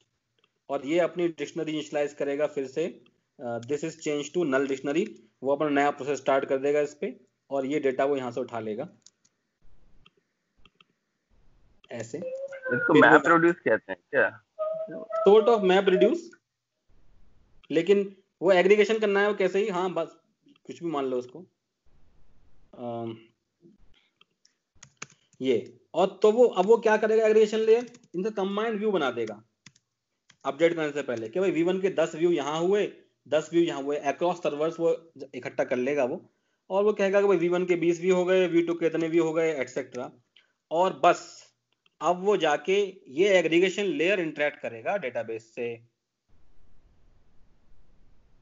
बस अब सोचो कि डेटाबेस को कितने कम कनेक्शन चाहिए, क्योंकि डेटाबेस पे लाइव कनेक्शन तो ये आ ही नहीं रहा, ये सारे मिलियंस ऑफ कनेक्शन पे तो वो डेटाबेस ले ही नहीं रहा, डेटाबेस तो एग्रीगेशन लेयर से इंटरेक्ट कर रहा है, एग्रीगेशन लेयर हर मिनट पे एग्रीगेट करके यहाँ अपडेट कर जा रहा है। और क्या फर्क पड़ता है आपको कि आपने व्यू किया आपके वीडियो किसी ने, और तुरंत उसी सेकंड में आप देखो कि मेरे काउंट बढ़ गया, 1 मिनट बाद देख लोगे, right? That is what I am saying कि you have to sacrifice something, but this eventual consistency, eventually आप एक आध मिनट बाद पता पड़ता है आपके वीडियो के कितने व्यूज हो गए, तो कोई मरा नहीं जा रहा यार इस बात के लिए कि आपके एक एक व्यू बिल्कुल इमीडिएट हर सेकंड पे दिखें। So you should optimize for that. So wherever it's possible to optimize, हाँ ठीक है, तो एटॉमिसिटी नहीं चाहिए वहाँ पे। हाँ कुछ नहीं यार, ये रिक्वायरमेंट नहीं है बिल्कुल कंसिस्टेंट हो बिल्कुल, और एक एक चीज तुरंत अपडेट हो, वो सब नहीं चाहिए उसको, राइट? सो हम यहाँ पे थोड़ी देर बाद अपडेट कर देंगे। बेसिकली यू आर नाउ इस डिजाइन सोचो आपको डेटाबेस कितना लाइट चाहिए as compare to previous approach. So you should always think of, कोई तुमसे पूछे कि YouTube का व्यू काउंटर कैसे, अब मेरे पता है ये अपने आप में एक छोटी डिजाइन प्रॉब्लम है, लोग पूछते हैं कि YouTube का व्यू काउंटर इंप्लीमेंट करो, तो you have to tell this thing, या Dropbox का व्यू काउंटर इंप्लीमेंट करो, तो you have to talk of this thing, ये ट्रेड ऑफ बताना पड़ेगा वहां पे भी, ठीक है? So that's what the expectation is in this. तो ये भी हमारा डिस्कस हो गया। तो एक लाइन में so now let's go back to see क्या क्या हमने कमिट किया था। हमें अपलोड का आइडिया है, हमें व्यू का आइडिया है, हमारे स्टेट्स हैं हमारे पास, कमेंट्स और व्यू ऐड हो सकते हैं, हिस्ट्री सिंक बिटवीन डिवाइसेस, ठीक है? वो भी अगर देखो तो काफी सिंपल है कि भैया हर हमें basically we should be storing के ये डिवाइस आईडी जो थी किस वीडियो आईडी पे थी, और may B at what time it was playing, या चंक का इंफॉर्मेशन किस चंक को प्ले कर रही थी। सो यू ऑलवेज नो के डिवाइस आईडी 1 जो थी, तो डिवाइस आईडी नॉर्मली यूनिक होती है, but you can still attach user ID better, कि डिवाइस आईडी 1 यूजर आईडी के मान लो 3 के पास वीडियो आईडी 5 वॉच कर रहा था इस पे, एट दिस मे बी 330 पे था, जिस फॉर्मेट रिप्रेजेंट करना हो तो वो यहाँ से प्ले कर सकता है एटलीस्ट आपको। और even now once you have multiple such information for a user कि ये यूजर यहाँ पे यहाँ था, यहाँ पे यहाँ था, डिवाइस 2 पे यहाँ पे था, it can make a history of the videos and also show you कि what videos you have watched, because he knows के आपके यूजर आईडी के पास कौन कौन से डिवाइस हैं और किस डिवाइस पे आपने कौन कौन से वीडियो देखे। It can always produce a merge view and give back. Simple API like simple एक क्वेरी चलेगी, select star from this table where user ID is 3, तो वो आपको सारी डिवाइस आईडी और सारे वीडियोस देख लेगा जो आपने वॉच किए हैं। May B you can limit it by time and then show it. So वो भी एक सिंपल रिक्वायरमेंट है, नॉट एट ऑल कॉम्प्लेक्स. तो ये जो बात की थी कि तो इसको अलग अलग से कोई डीबी लेना पड़ेगा कि वो यूजर इन्फो में ही डाल देंगे वो लोग कुछ, या स्टैट्स वाला क्या चीज? ये तो देखो, ये तो अपनी अपनी कॉल्स हैं. इसमें कोई हार्ड बाउंड कोई रूल तो है नहीं. आप चाहो तो यूजर में डाल दो, या क्या कह लो कि हाँ, it make sense to be part of user database where, क्योंकि यूजर की इन्फॉर्मेशन भी है यहाँ पे, तो कह सकते हो कि वो एक डिवाइस टेबल ले लो, एक सेपरेट डिवाइस डेटाबेस ले लो जहाँ पे आपकी हिस्ट्री ट्रैक हो रही हो. That's up to us. उस पर कोई डिक्टेशन नहीं है कि ऐसा ही करना है. वो as you grow up you can make that call. Same database में डिफरेंट टेबल या डिफरेंट डेटाबेस, वो तो that call should be taken. ठीक है. तो but I mean simple queries से जो निशांत ने रिक्वायरमेंट्स रखी थी वो काफी इजीली हम आंसर कर सकते हैं. You can make SQL queries and just return the API response. ठीक है. तो और व्यूज की अगर बात करें, व्यू माइक्रो सर्विस की, तो यू ऑब्वियसली अंडरस्टैंड कि व्यू हमारे सेपरेट माइक्रो सर्विस थी, तो उसके सेपरेट सर्वर्स हैं. वो या तो सीडीएन से फैच हो जाएंगे या Amazon S3 से उठा के सर्व होने लगेंगे वो. ठीक है. आते हैं फर्दर बढ़ते हैं. तो व्यूज का भी कोई इतना प्रॉब्लम नहीं है एक्चुअली स्पीकिंग. जो डीडुप्लीकेशन की बात की उसमें एक लाइन मेंशन करना बहुत जरूरी है कि हमारे YouTube जैसे सिस्टम में deduplication should be early in the game. Deduplication should happen early. Coding के टाइम आई थिंक. अर्ली इसलिए होना चाहिए कि अगर आपने पहले नहीं किया, which is early means it's called as inline deduplication. I mean while video is uploading, उस टाइम में आप deduplication कर लो. क्योंकि यदि आप बाद में करोगे तो आप बहुत कुछ वेस्ट करोगे. What will you waste if you do later? तो आप उसके थंबनेल बना चुके होगे, उसके सेगमेंट एनकोड बना चुके होगे. आप क्यों ये सब रिसोर्स वेस्ट करना चाहते हो? Why waste all these resources? तो इसलिए ये भी इंपॉर्टेंट है कि मैं ये डीडुप्लीकेशन अर्ली करूं. थोड़ा अफेक्ट होगा ऑब्वियसली कि वीडियो अपलोड उतना फास्ट नहीं होगा, लेकिन वीडियो अपलोड फास्ट चाहिए किसको? मतलब क्या फर्क पड़ता है कि 4 मिनट में हुआ 5 मिनट में हुआ. लेकिन एज ए तो काफी बार यूजर ये जो सिस्टम्स हैं अपने सिस्टम्स को ऑप्टिमाइज करने के लिए बहुत काम करते हैं. दे विल से कि ठीक है यूजर को 5 मिनट की 6 मिनट लग जाएगा, it's okay. But on our systems we will not be processing like millions. We can avoid, they can avoid millions of you can say uploads in this way कि deduplication जहाँ पाया कि deduplication हो रहा है उनको सिस्टम में लाया ही नहीं, वहीं से कैटर हो जाएगा. ये नहीं कि उनको अपलोड करने लगे etcetera. Otherwise it will be like you do too much of work but output उतना नहीं होगा. सो deduplication should happen early in the game. ये भी एक important बात है. CDN का बता ही दिया है. So this is largely about our use cases. If I go back, upload, view, stats, comments, history sync, playback, video from where it left off.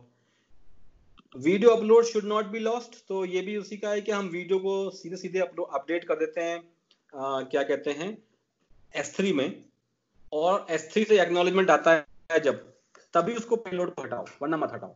तो without an acknowledgement you should never pop off that content from the your queue. That's important. Availability over consistency बताई दी है कि अब update किया, video को आपने upload किया, वो बाद में दिख जाए ठीक है, लेकिन अवेलेबल हमेशा रहे.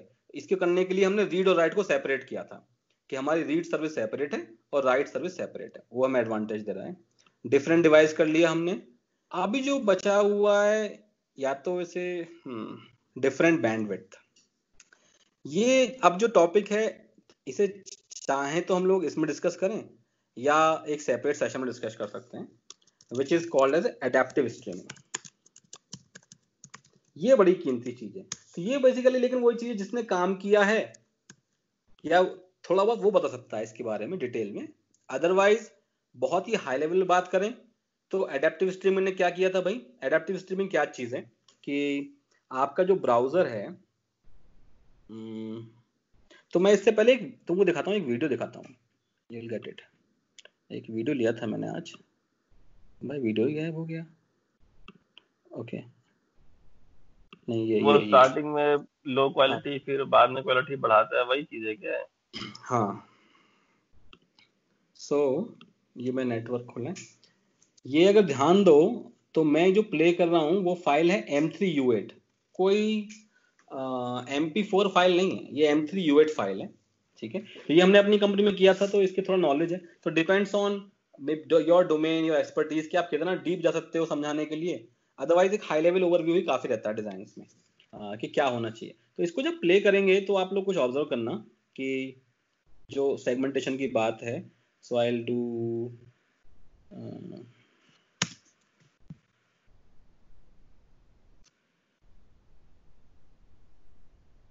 कूल। अब आप देखो इस चीज को कि इसने एक फाइल डाउनलोड करी playlist.m3u8, ये उसका वो है। तो ये अगर आप ध्यान दो तो M3U8 जो लिंक चल रहा है इस समय, डोंट गेट सरप्राइज, ये कोई वीडियो है ही नहीं। ये जो लिंक चला है ये वीडियो था ही नहीं, ये तो एक टेक्स्ट फाइल थी। इसका रिस्पॉन्स दिख रहा है मुझे। So whatever this file here M3U8 in the browser, this is a text file, और यहाँ पे साफ साफ कह रहा है वो कि भाई इस बैंडविड्थ के लिए यहाँ पे जाओ, इस बैंडविड्थ के लिए यहाँ पे जाओ, इस बैंडविड्थ के लिए यहाँ पे जाओ, इस बैंडविड्थ के लिए यहाँ पे जाओ। मल्टीपल बैंडविड्थ के हिसाब से बेसिकली मैंने चंकिंग करी है, ठीक है। तो मैं आपको कुछ तो ये हो रहा है इसी के हिसाब से। और हर एक चंक जो होता है ना S3 पे, वो .ts फाइल से बनता है। तो मैं एक प्रोटोकॉल की बात कर रहा हूँ। स्ट्रीमिंग के लिए दो प्रोटोकॉल यूज होती है नॉर्मली, या तो आप MPEG- यूज कर लोगे, या आप यूज कर लोगे जो हमने यूज की थी HLS protocol. HLS protocol Apple ने दी हुई है, ओपन सोर्स है, फ्री है। HTTP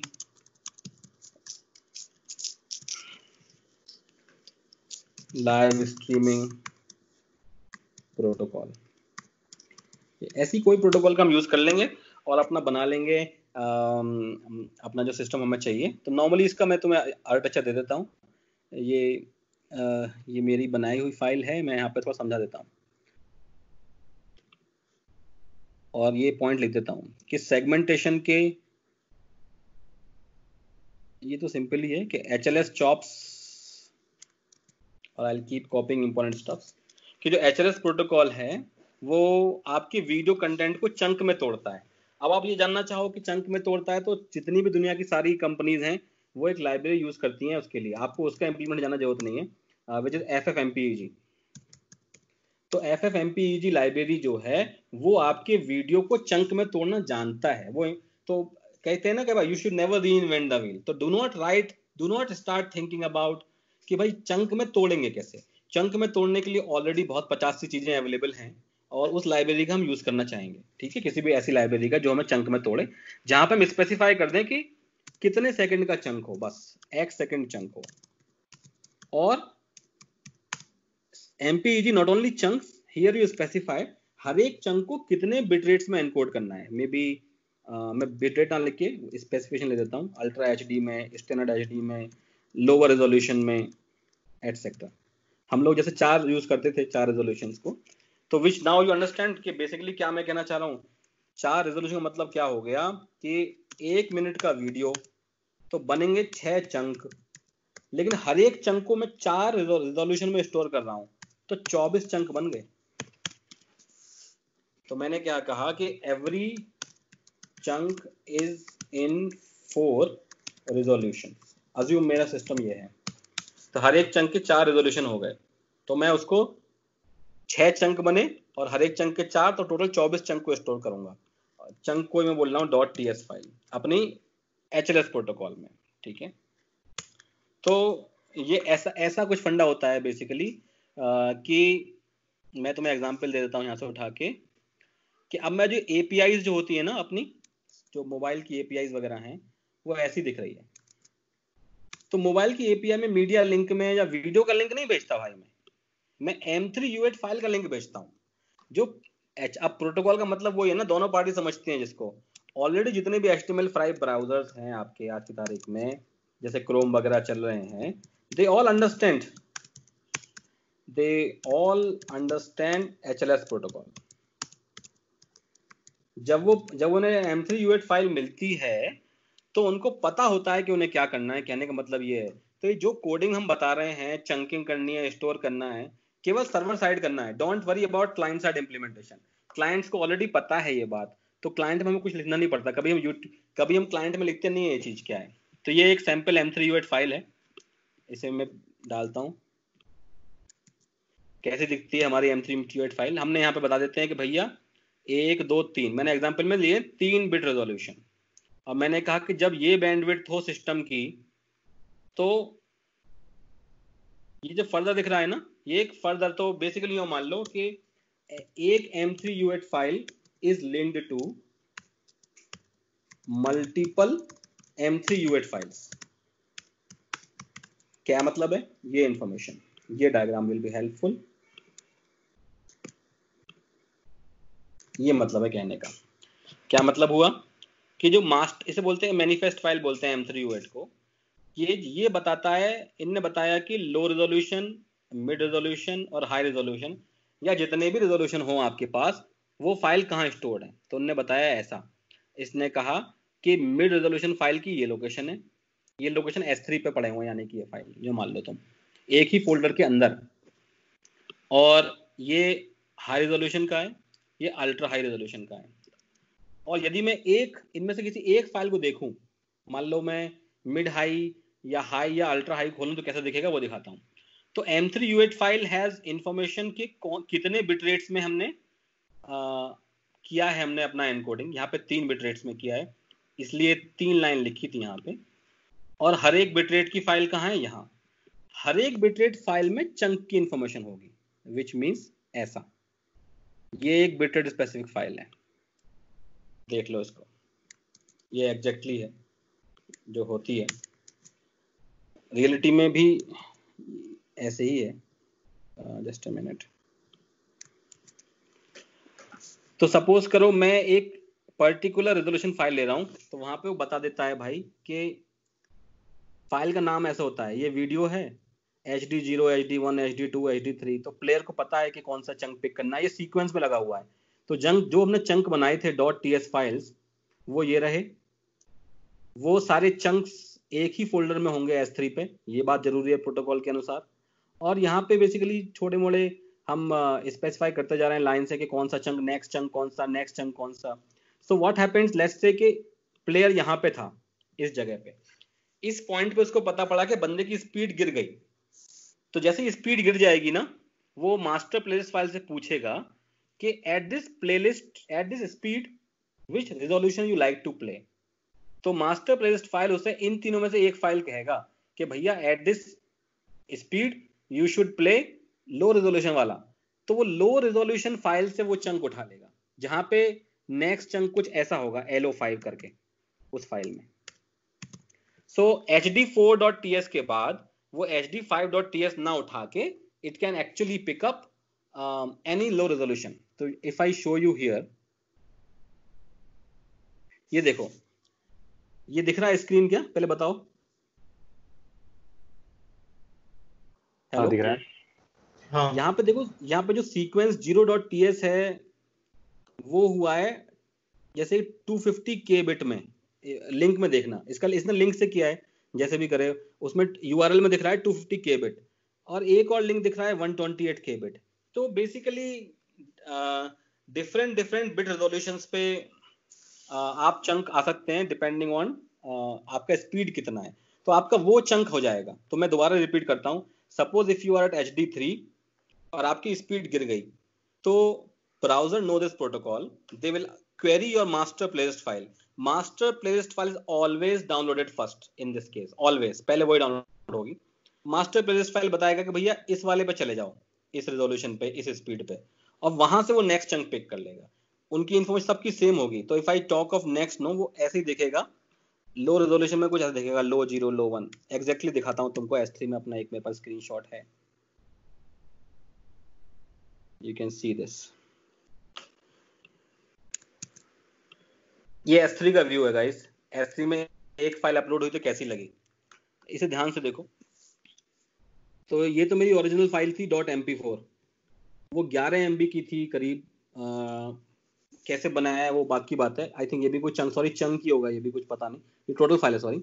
ये देखो यहाँ पे ध्यान दो, ये HD की, अभी आ रहा हूँ बेटा चलो, ये जो है ये HD की M3U8 फाइल है, मास्टर फाइल, और ये सारे चंक हैं। तो HD01TS, HD1.TS, HD2, ये सारे HD के चंक हैं। सिमिलरली देखो तो वीडियो का नाम सेम रहा जो 7172 पे एंड हो रहा है, और अंडरस्कोर HD के बाद high 0, high 1, high 2, high 3, high 4 ऐसे। तो ये एक वीडियो को जब स्टोर करता हूँ तोड़ तोड़ के चंक में, तो ऐसा स्टोर होता है। तो HLS प्रोटोकॉल के अंतर्गत मास्टर प्लेलिस्ट फाइल बनती हैं जिनमें की चंक्स की इंफॉर्मेशन होती है सीक्वेंस से। It's sequenced. If you look at your this the complete sequence maintained है ऑलरेडी। पहले ये वाला सीक्वेंस प्ले होगा, फिर ये प्ले होगा, फिर ये प्ले होगा, फिर ये प्ले होगा। But the next chunk which is picked will either be HD3 or it might be high 13 or low 13, depending on whatever the speed is detected by browser, और वो रेस्पेक्टिव डाउनलोड करेगा। तो ये फंडा रहता है यार HLS प्रोटोकॉल का, जो हमें एडेप्टिव स्ट्रीमिंग कराता है। इसीलिए नेटफ्लिक्स में आप देखते हो कभी वीडियो साफ होता है, कभी लो रेजोल्यूशन आता है, लेकिन बफर वो अवॉइड करते हैं कि बफरिंग हो। Depending on your speed you will be able to watch the content. दो क्वेश्चन यहाँ पे कि पहला तो कि जो आपने दिखाया इसमें उस फाइल का साइज से ज्यादा हो जा रहा है टोटल चंकिंग, राइट? यार तो उस पे बहुत ध्यान मत दो, मतलब वो कोई एग्जैक्ट कोई बहुत ज्यादा अच्छी चीज नहीं है, ठीक है? मेरा क्वेश्चन ये है कि जैसे कि ये मान लो MP4 फॉर्मेट की फाइल है ये, तो ऐसा भी हो सकता है क्या उसके चंक जब वो करेगा तो मतलब वो और इनहैंस करके चंक स्टोर भी कर सकता है? ऐसा भी हो सकता है, मतलब उसका रिजोल्यूशन बढ़ा के भी स्टोर करेगा? नहीं, नॉर्मली देखो तो किसी का थोड़ा बहुत तुम्हें एक जगह दिख रहा होगा 12.5 MB, अदरवाइज तो ध्यान दो तो लगभग सारे चंक्स का कम ही है, कहीं ज्यादा नहीं गया है। अच्छा। In fact if you look at high, तो वो तो कहीं कहीं तो देखोगे तुम ये जो है 1.5 MB की रेंज में है। तो जो हाई रेजोल्यूशन वाले हैं फाइल्स वो ध्यान दो तो 1 MB टाइप्स में है, ठीक है, नियरली 1 MB बन नहीं है। और जो HD वाली हैं वो बन नहीं है 8 MB, 9 MB, 10 MB, near to what your actual resolution is. So there is a vast difference between your actual size and if you look at your high resolution. तो 11 MB फाइल के जो chunk बन रहे हैं वो थोड़े, I mean obviously ये तुम सही कह रहे हो कि अब ये मैं देखना पड़ेगा मुझे कि क्या वो चंक को एनहेंस कर सकता है। हो सकता है एनहेंसिंग लॉजिक होंगे तभी तो ऐसे चंक बनेंगे, अदरवाइज 11.5 MB का फाइल ब्रेक होगा इतने चंक में, तो हर एक चंक 1 MB का ही होना चाहिए, लेकिन यहाँ हर एक चंक 8 MB का है। तो विच मीन्स के it's doing some kind of a processing to make it look even better, maybe ऐसा लग रहा है देख के। अच्छा, दूसरा क्वेश्चन ये है कि ये हर चंक के लिए थोड़ा ना जाता होगा S3 पे, एक बारी मेरे ख्याल से कुछ चंक ले आता होगा फिर उसको लोकली ही लेता होगा, राइट? May be cash. हाँ, तो बेसिकली वो देखो जो चंक ले आया वो तो कैश हो गए ब्राउजर में, वो तो प्ले हो ही जाएंगे, कोई डाउट ही नहीं है। नहीं, मैं कह रहा हूँ कि अच्छा एक कॉल में बहुत सारे चंक लाता है, ऐसा नहीं होता है क्या? क्या चीज? मतलब जैसे कि एक बार ही कॉल, क्योंकि हर एक चंक के लिए हर एक S3 कॉल करेगा तो बहुत ज्यादा कॉल्स हो जाएंगे ना उसपे। तो यार वही तो बात है कि चंक बाय चंक आता है, चंक छोटे हैं, और मैंने कहा ना ये चंक नॉर्मली तो लोगों को शायद CDN पे ही मिल जाएंगे बड़े हाई उसके वीडियोस के, तो वो चंक की इंफॉर्मेशन वहां से भी आ सकती है। ये चंक मैं और वहां भी स्टोर कर सकता हूँ CDN पे।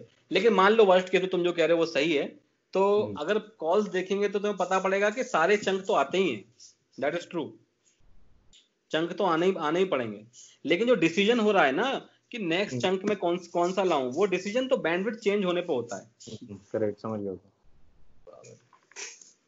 ये है चंक सर, वही है जो आप जो कह रहे थे, फ्रेम लेते हैं मतलब स्प्लिट करते हैं, वही चंक है मतलब जो वीडियो को अपलोड करने के टाइम जो पार्टीशन करके सेव करता है? दोबारा बोलो। जो आप कह रहे थे कि जब वीडियो अपलोड करते हैं तो इनकोडिंग होती है और सेगमेंटेशन होता है उसका, तो ये वही चंक्स हैं जो S3 में पड़े हुए हैं यार? हाँ, ये वही चंक हैं बेसिकली। ये वही है कि हमने वीडियो को तोड़ के उनको मल्टीपल बिट रेट्स में एनकोड कर दिया है। तो ये जो पार्ट दिखा रहा है मेरा सेगमेंटेशन दिखा रहा है, segmentation, how I am segmenting my videos into multiple chunks. हर एक चंक .ts फाइल है, और जो M3U8 फाइल्स हैं देखो, हाई रेजोल्यूशन की ये वाली है, HD की ये वाली है, ऐसे ही लो रेजोल्यूशन की होगी। That's it. ठीक। So browser context master playlist file ask for relevant bitrate specific file, then this comes into picture, and then it can pick next chunk from here and play बस. So browser already aware है इस protocol के, ये advantage है इसका. They know that HD1 play हुआ है तो अब HD2 ना लेके मे बी अल्ट्रा हाई और या लो रेजोल्यूशन 2 वाली फाइल उठानी है. So FFmpeg लाइब्रेरी जो है वो भी बहुत यूजफुल है, उसके बारे में आप चाहो तो देख सकते हो. उसमें सारे वो जो मैंने डिस्कस किया तो ये ऑलरेडी अवेलेबल है. A complete cross for platform solution to record, convert and stream audio and video. यहाँ पे आपको वो सारी वो मिलती हैं कि आप फॉर्मेट कन्वर्ट कर सकते हो या बाकी उनके रेजोल्यूशन स्पेसिफिक कुछ करना चाहो वो सब कर सकते हो. वो सारी इन्फॉर्मेशन यहाँ पे बेसिकली आपको प्रोवाइडेड हो जाएगी. तो ये लाइब्रेरीज हैं सिंपल, उनकी एपीआईज भी हैं हर एक. जैसे पाइथन में हम लोग यूज करते हैं इसको ऑब्वियसली, तो वहाँ से आप बस बता दो इतना चंक और ये आपको ऑलरेडी तोड़ के दे देगा, उसमें कोई आपको दिमाग लगाना नहीं है. तो it's only like worth mentioning कि यू शुड नो कि कितने सेकंड का चंक बनाना है और कितने कितने रेजोल्यूशन रखने हैं, बस ये इन्फॉर्मेशन देनी होती है. That's it. तो इस तरह से बेसिकली अगर देखो, coming back to what we are discussing, अगर ऐसा वीडियो प्ले होगा तो now will also be able to fulfil this requirement कि डिफरेंट बैंडविड्थ पे भी लैग नहीं होगा. ये जो रिक्वायरमेंट थी थर्ड एनएफआर. तो अब ये है कि एग्जैक्टली ये मत सोचना कि जो रियल इंटरव्यूज है वहां पे तुम्हें इस लेवल तक जाना पड़ेगा, क्या M3U8 या क्या चंक. ये पता है तो अच्छी बात है, नहीं तो आप बस इतना ही काफी था कि हम इसे चंक करेंगे, 6 सेकंड चंक में तोड़ेंगे, मल्टीपल बिट रेजोल्यूशंस में रखेंगे, और जो ब्राउजर किसी प्रोटोकॉल का यूज करेगा लाइक HLS और MPEG dash, by which it will be able to pick the relevant chunk. इतना बोलना भी काफी है. I am just saying that इतना बोलना भी मोर देन इनफ है. You need not know. लेकिन ये है कि यहाँ पे हमारे पास समय था तो मे बी आई डिस्कस्ड के और किया हुआ है काम, तो आप थोड़ा डिटेल जा सकते हो. अदरवाइज वो इतना बोलना ही काफी है. I M again repeating. So don't think ये एक्सपेक्टेशन इंटरव्यूअर का है कि आपको डिटेल में पता हो क्या M3U8 फाइल या क्या वो. नहीं, बेसिक इन्फॉर्मेशन होना चाहिए कि चंक करने से, मल्टीपल बिट में एनकोड करने से हम एडेप्टिव स्ट्रीमिंग को अचीव कर सकते हैं. इतना इन्फॉर्मेशन काफी है. बस I think design done, all use case catered, कुछ नहीं बचा. Cool. कोई क्वेश्चंस?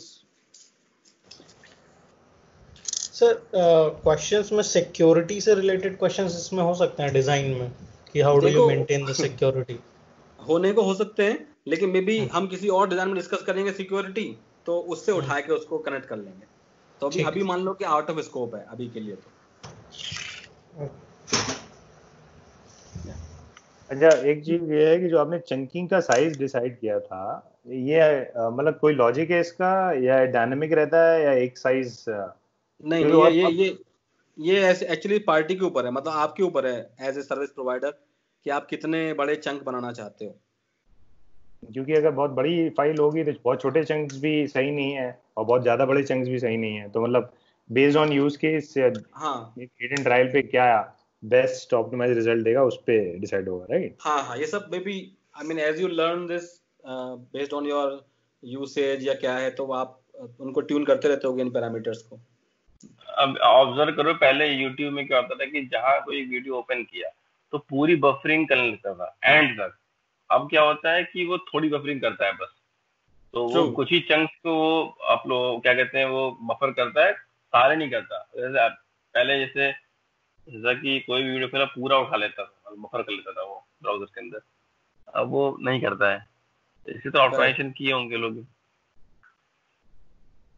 हाँ, वही है. मतलब इनका जो रिप्रेजेंटेशन है थोड़ा इनएक्यूरेट होगा, समझ में नहीं आएगा, but otherwise largely if you look वो दिखता वही है. देखते जाओ कितनी एपीआई कॉल हो रही है, लगातार होती जा रही है ना अभिनव. कोई एक्चुअली ये नहीं है कि कहीं कुछ रुकने वाला है. एक सेकेंड.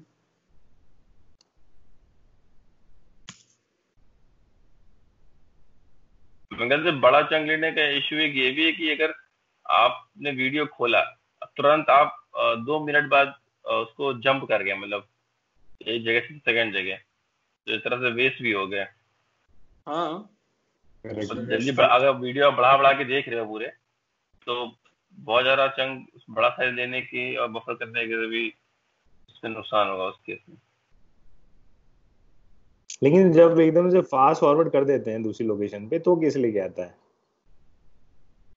नहीं तो बेसिकली फास्ट मेरे ख्याल से थंबनेल ले लेता है वहां से इंस्टेड ऑफ वीडियो पूरा फास्ट फॉरवर्ड करते होगे तो fast forward in the sense मैंने तो जैसे लेकिन 10 मिनट वो वहां वीडियो पे उसकी 6 मिनट की इंटरनेट क्या की बैंडविड्थ तो मैटर कर ही जाएगी।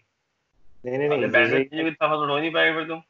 नहीं जब मैं 6 मिनट की वीडियो पे गया तो आई थिंक वो चंक के बेस पे फिर लेके आता होगा, जिस 6 मिनट पे जो चंक यूज हो रहा हाँ होगा हाँ वहां बिल्कुल। से लेके आता होगा, राइट? सो बस दैट कि हाँ वो 6 मिनट से पहले पूरा पूरा वीडियो पूरा लोड वहां करने की तक जरूरत सफर नहीं करता है वो सीधे अब जिस चंक पे तुम पहुंच गए होगे वहां पकड़ा और उसका फ्यूचर में जो 2-3 चंक और होंगे वो ले लेता होगा डिपेंडिंग ऑन बैंडविड्थ। वो या पूरा पीछे का अपलोड नहीं करता है उसको स्किप कर देता है। डाउनलोड या ट्रू। मतलब बेसिकली हाँ वही है कि उसको तो भाई प्लेयर को तो हर समय पता ही है ना कि इसके बाद नेक्स्ट चंक क्या है, उसको पूरी इन्फॉर्मेशन है ही प्लेलिस्ट फाइल से। तो यहाँ पे भी देखोगे लगातार ये आ रहे हैं video playback video playback video playback, ये चीज लगातार आ रही है।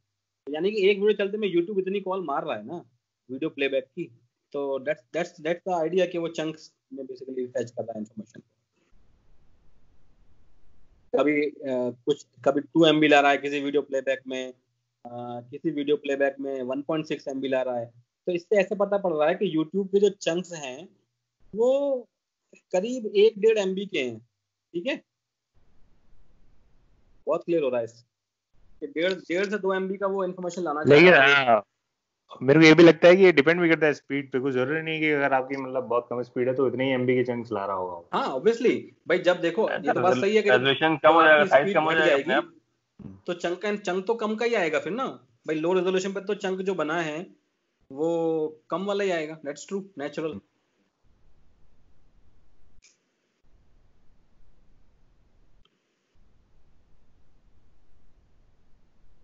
क्योंकि there is a vast difference between this kind of a chunk and that kind of a chunk. वो 1-1 MB में हो जा रहे हैं, वो 7-7 8-8 MB ले रहे हैं। तो आई एम जस्ट सेइंग कि whatever the right best approach. ठीक है गाइस, डन, या ऑल सेट, ओके, बाय।